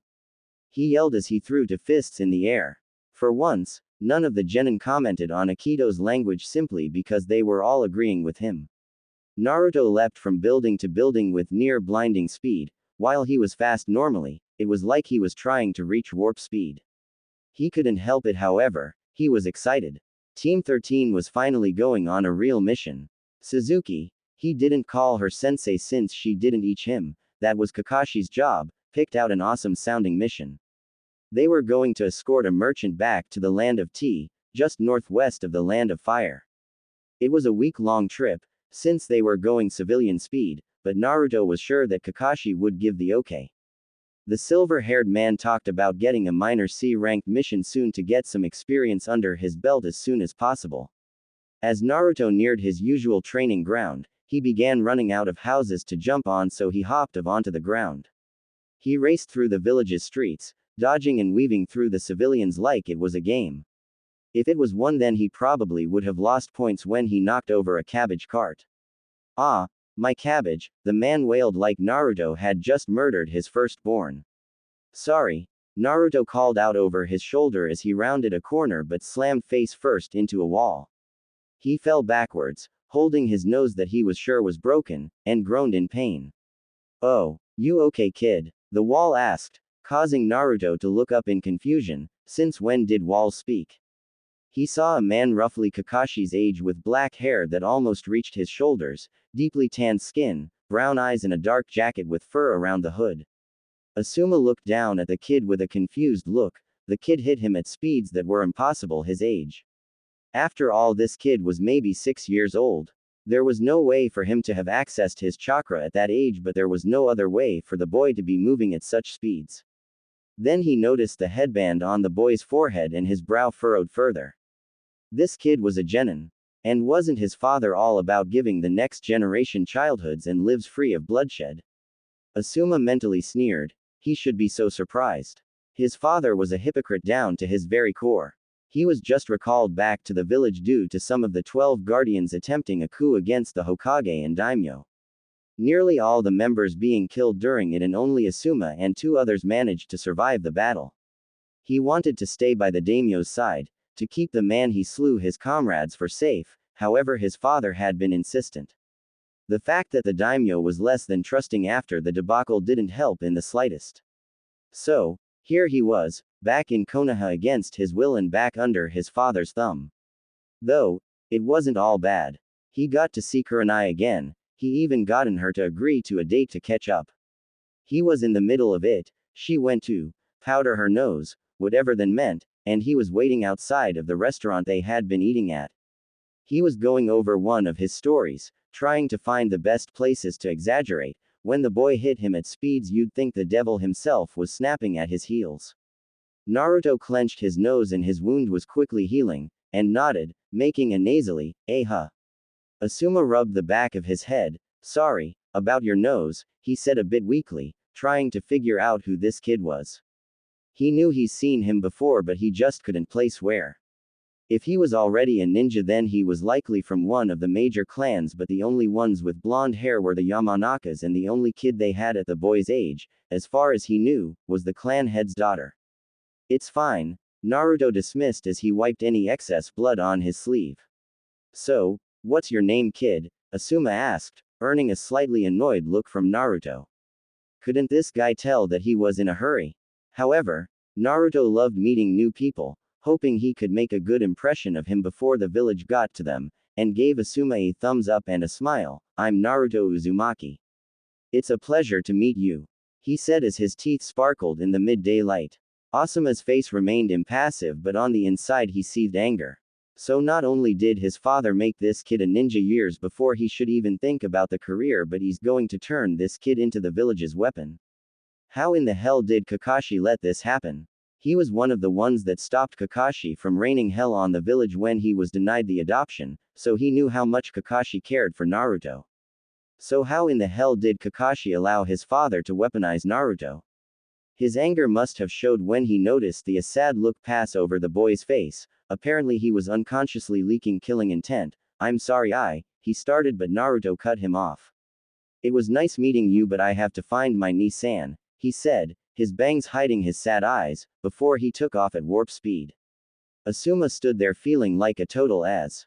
Naruto reached training ground 7 minutes later. He was still upset about the man's scary aura the moment he figured out who he was, but he figured it was to be expected. He was used to people hating him, but it didn't make it hurt less. However, he put the encounter to the back of his mind and entered the clearing, where he saw his Ni-san standing. "Kakashi ni," he greeted as he skidded to a halt a few feet away, eager to begin today's lesson and ask him if he could go on the mission. "Yo," Kakashi greeted as he placed his book back in his ninja pouch, specially designed to protect his favorite book from the elements and hazards of being a ninja. It cost several small fortunes to make, but it was worth every single ryo if it kept precious safe. "So what are we learning today?" Naruto half asked, half exclaimed. Kakashi gave Naruto an eye smile. "Today we're giving you the resistance seal we've been discussing, and for the most part you'll spend the day getting used to that," he said as he unsealed his own set of ink and brushes and ordered Naruto to take off his shirt. Unlike gravity seals or even weights, resistance seals wouldn't stunt Naruto's growth, however it was no less effective. The first level felt like you were running with the wind blowing in your face, the second was a stronger wind blowing. The third level felt like you were running through water, the fourth felt like running through a fast-moving stream. Basically, every odd number was a new type of resistance and every even level was a more difficult version.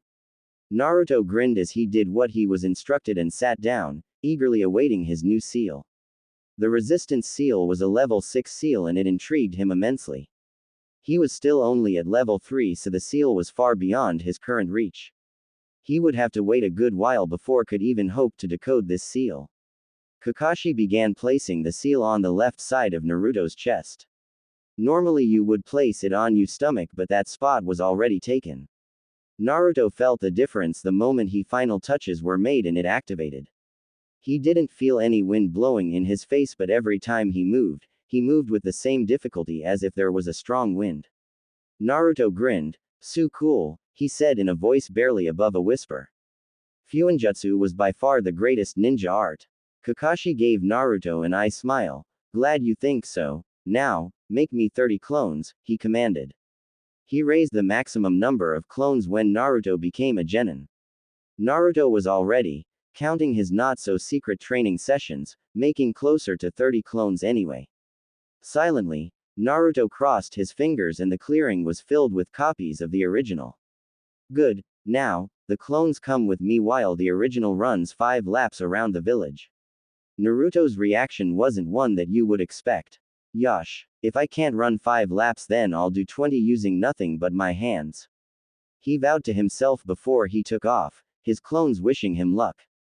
Kakashi turned back to the clones, after making his own shadow clone to watch over Naruto. "Now for you guys," he said before he began counting, "the 15 of you will be working on your chakra control.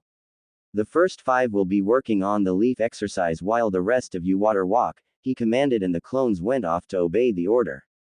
Unlike most clones, they weren't grumbling about how their creator was lazy since Naruto was working harder than them. It was a very rare occurrence. "Now, for the other 15, 5 of you will be working with me on taijutsu, another 5 will be working on your new kenjutsu style, the bloody whirlpool style, and the last 5 will be working on weapon throwing," he instructed before going into further detail about how exactly they will be training. As the clones got to work, Kakashi truly appreciated just how broken of a jutsu the shadow clone jutsu was. It was complexly unique and well worth its massive chakra cost. Unlike elemental clones, the shadow clones were a complete copy of the creator. They had internal organs, blood vessels, chakra network, muscle, and, most importantly, the same brain. Normal clones didn't have that. A water clone was just water in the shape if the creator, and a mud clone was just mud. It was because of that seemingly minor difference that the jutsu had such amazing abilities. The reason why it was able to transfer memories to the original was because they had the exact same brain makeup. They had the same synapses, the same neurons, so when the clone was dispelled, it tricked the creator's brain into thinking that it had done what the clones did. It was the same with muscle training. While the clones couldn't send muscle to the creator, they could send muscle memory. That was for the same reason why the clone sent the memories. It tricked the user's muscles into thinking that they were the ones that went through the motions thousands of times. The only real drawbacks were the fact that the clones dispelled with a few good hits. That was because, as complete of a clone it was, they were made of chakra and couldn't maintain their shape once popped. To get a visual, think of a balloon being popped and the air escaping. Same basic idea. The other was the fact that the clones could royally screw the creator. Clones were lazy. They didn't like the fact that they had been created for the sole purpose of doing the things the creator didn't want to do. So, they sometimes half-assed things.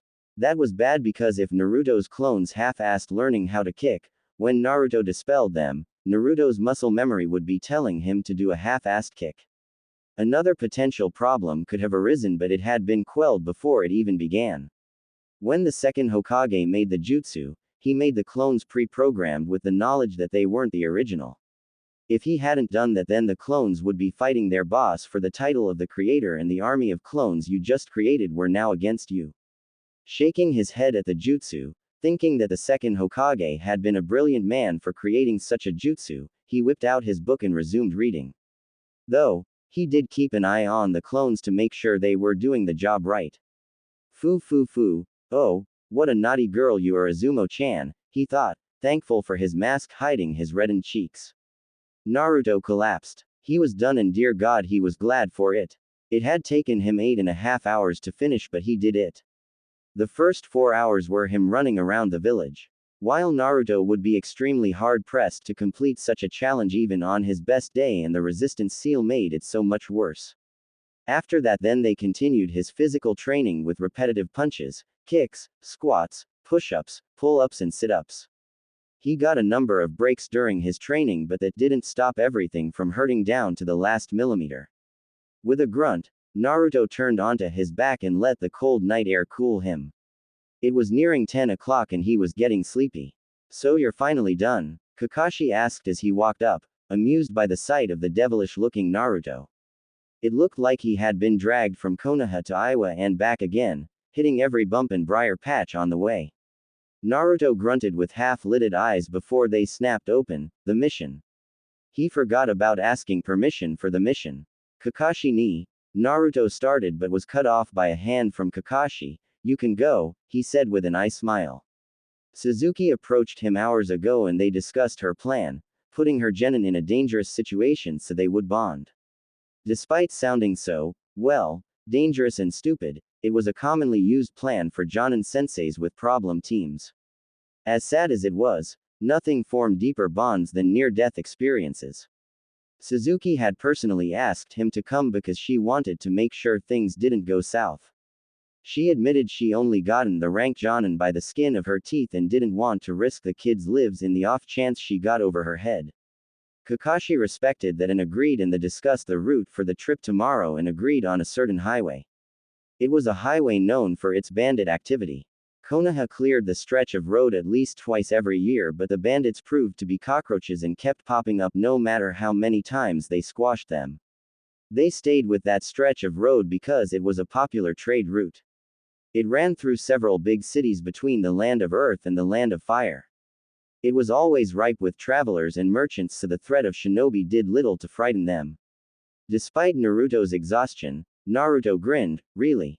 Awesome. I'll go pack," Naruto said before excitement quickly wore off and he slumped over asleep. Kakashi chuckled as he picked Naruto up. "You can come out now, Akido. Naruto's asleep," he said, calling out into the dark forest. Seconds later a scowling Akido entered the clearing with crossed arms. Kakashi, or rather his clone, caught Akido following Naruto after his fourth lap. The boy didn't seem to have an unhealthy motive and Kakashi already had an idea why Akido was following Naruto. He pushed himself to the point of collapsing, but don't worry, he'll be okay for the mission tomorrow, Kakashi said as he gave the brown-haired boy an eye smile. Akido sneered as he rolled his eyes, but seconds later his features softened. Are you really going to bring him on the mission tomorrow?" Akido asked in a guarded tone, causing Kakashi to raise an eyebrow. "Is there a reason he shouldn't?" Akido sneered again. "I'm not stupid, Cyclops. I know that Jugs picked the mission that had a good chance for bandits, some bullshit about bonds and garbage," he said dismissively and earned a surprised look from Kakashi. "Ah, seems like there's more to you than meets the eye, Akido," Kakashi thought before he decided to fake obliviousness. "Very astute of you, Aki-kun, however, I still don't see your point." Akido fidgeted before he let out his worries in a slew of words. "Don't you think he's a bit too young for that shit? Killing and stuff?" Kakashi smiled beneath his mask. He was right. Akido cared more than he let on. "Yes, I do," Kakashi admitted. "However, Naruto's a ninja before he's a child," he replied as he began to walk, but as he passed the conflicted-looking Akido, he continued, "But that doesn't mean I'm going to let him do the killing stuff anytime soon," he said before he disappeared into the woods.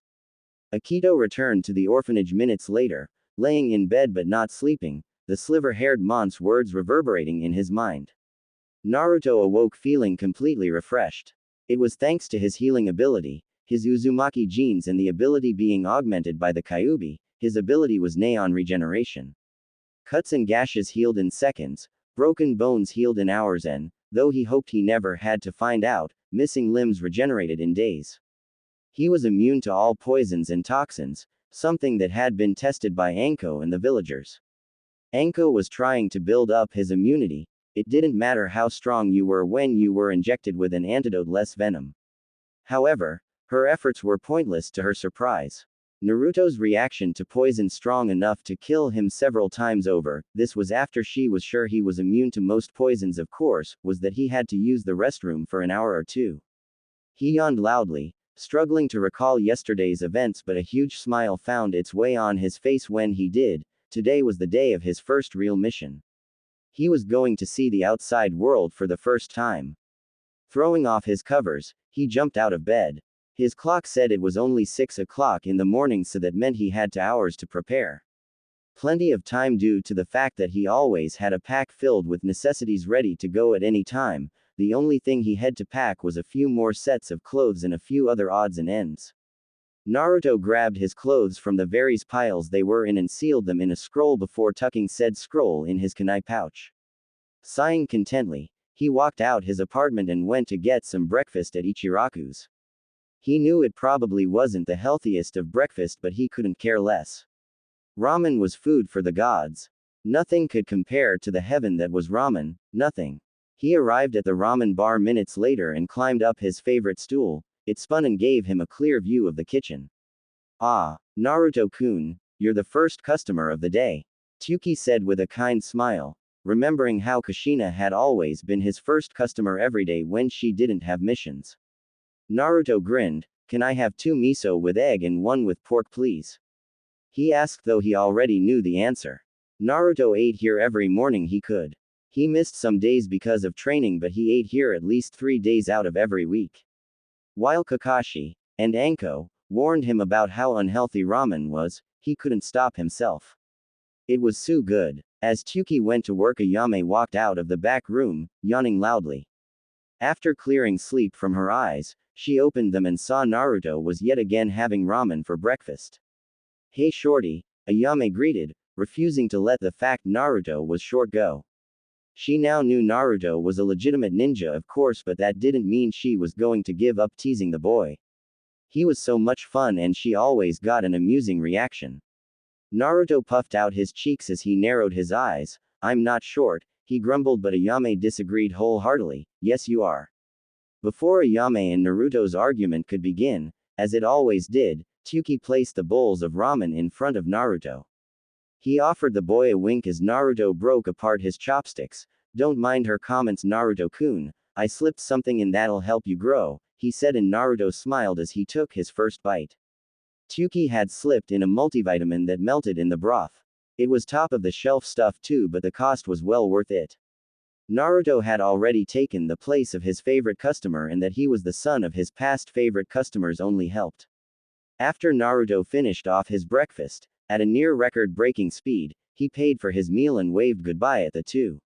He liked Tsuki and Ayame, even if she did call him short.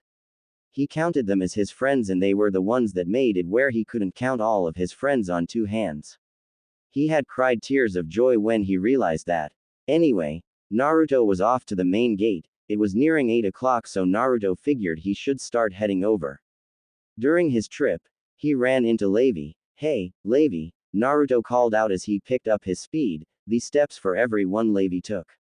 The stoic teenager turned around. Uzumaki-san, how are you? He inquired in a flat tone. At first, Levi's stoicism threw Naruto off. While he liked to think himself a good judge of character, he couldn't tell what kind of person Levi was. He couldn't tell if the Aburame didn't like him or if he simply treated everyone with a cold indifference. However, as the month passed and they began to work together, Naruto liked to think that Levi was another one of his friends. He was still stoic as ever, but he wasn't as short-answered with him as he was, for example, Akito. Naruto smiled. I'm good. I got to eat at Ichiraku's this morning, he replied, trying to engage the Aburame in small talk. Levi fixed his glasses. You shouldn't eat so much ramen, Uzumaki-san. Why? It is highly unhealthy for you due to the fact it is high in sodium and offers very little in nutrition.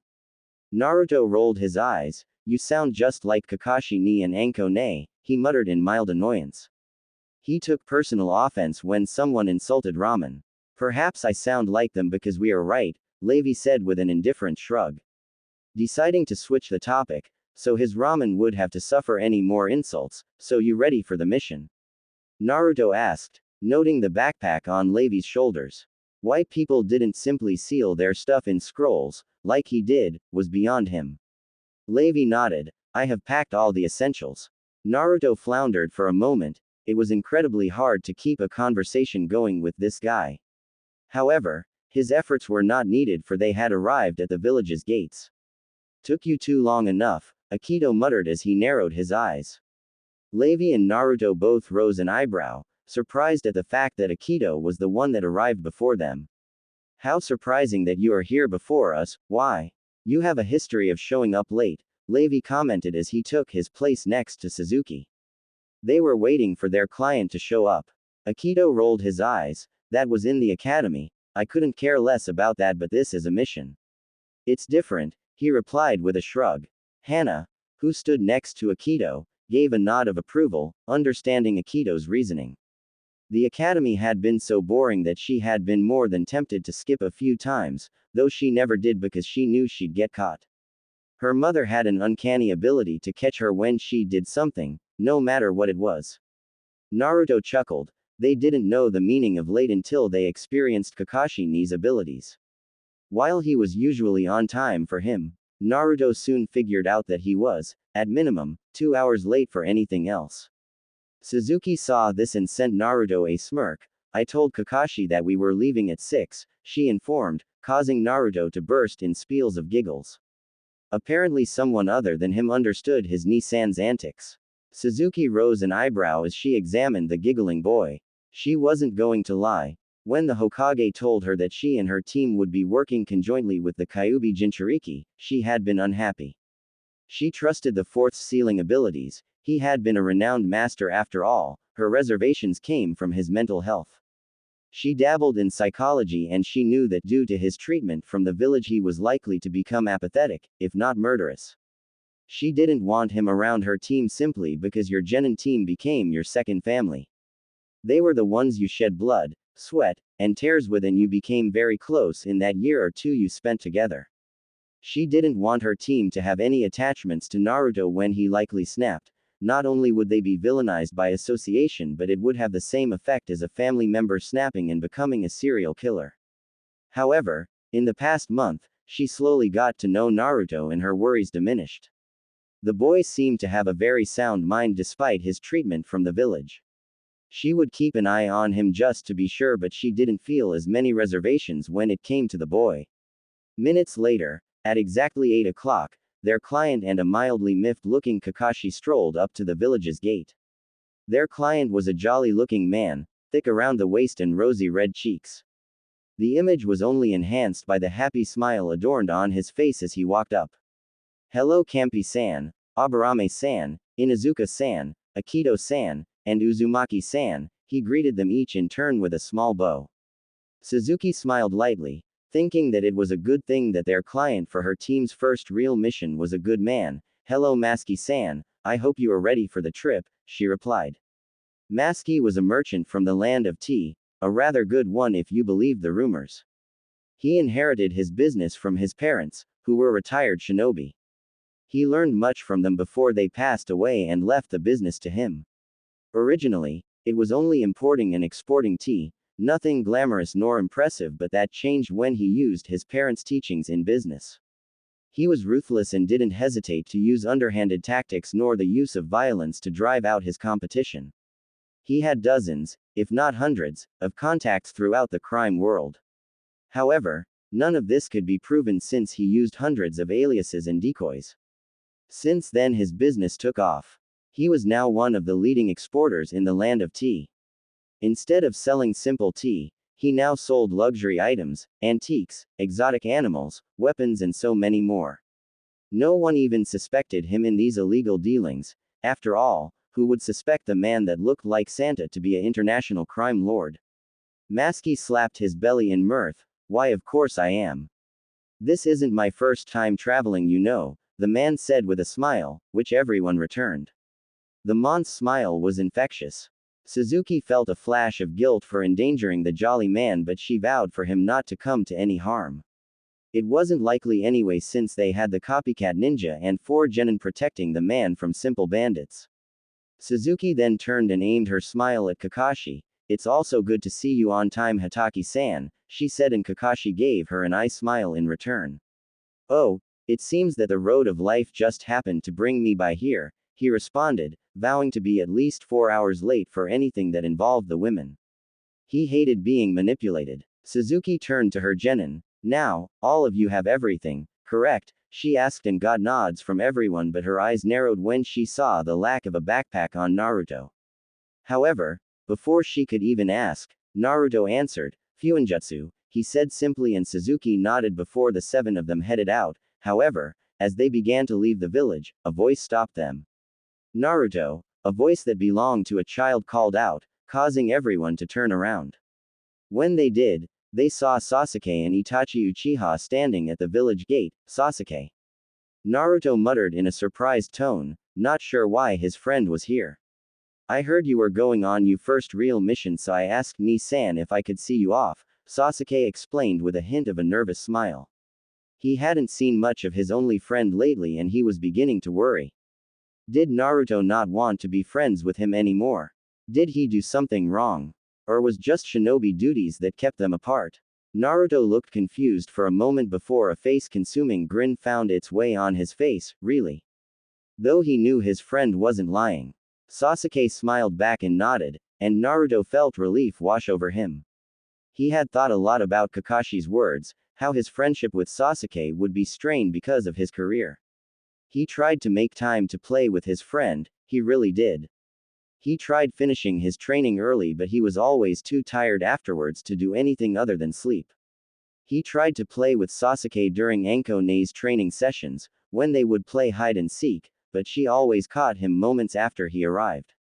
Nothing was working and Naruto was beginning to understand Kakashi's words. His friendship was losing its strength quickly, but what could he do? He couldn't be in 2 places at once. The thought struck Naruto like a sack filled with bricks. Slowly, his signature grin tugged at his lips as he took out one of his numerous scrolls and handed it to Sasuke. The black-haired boy looked confused for a moment and Naruto told him his plan. There's a couple of my shadow clones in the scroll, he explained. Ever since his first fight with Itachi, he always kept a few clones that were hanged into ninja weapons in a scroll. Sasuke still looked confused, so Naruto continued, I get the memories from my clones and their copies from me. I can't play, since I have ninja stuff to do, but you can play with my clones. Same basic thing though, they pop if you get too rough with them. He explained. Sasuke paused before a joyful smile replaced confusion and he took the scroll from Naruto. I'm not sure how many are in there, but it should be enough until I get back. Sasuke nodded and tucked the scroll into his pocket as the onlookers smiled at the display of friendship. However, it was Itachi who broke up the bonding moment out of necessity. Come little brother. Naruto must leave for his mission, he said as he placed a hand on Sasuke's shoulder, causing the boy to nod. Okay Ni-san, bye Naruto. Sasuke said as Naruto resumed walking away, waving bye. See ya Sasuke. Naruto returned as he took his first steps out of the village, officially becoming a traveler. Kuretsuchi silently and effectively loaded her backpack with necessities for a week-long mission. Her objective was only 3 days away, but the actual mission would take 4 days to complete. Her, and her team, would be eliminating the bandits that have been terrorizing one of the major roads that lead to the land of tea, and near her home, the land of earth. Usually, this mission was given to Konoha, but it was given to Iwa instead. Apparently the client was getting tired of having to pay for the same mission twice a year.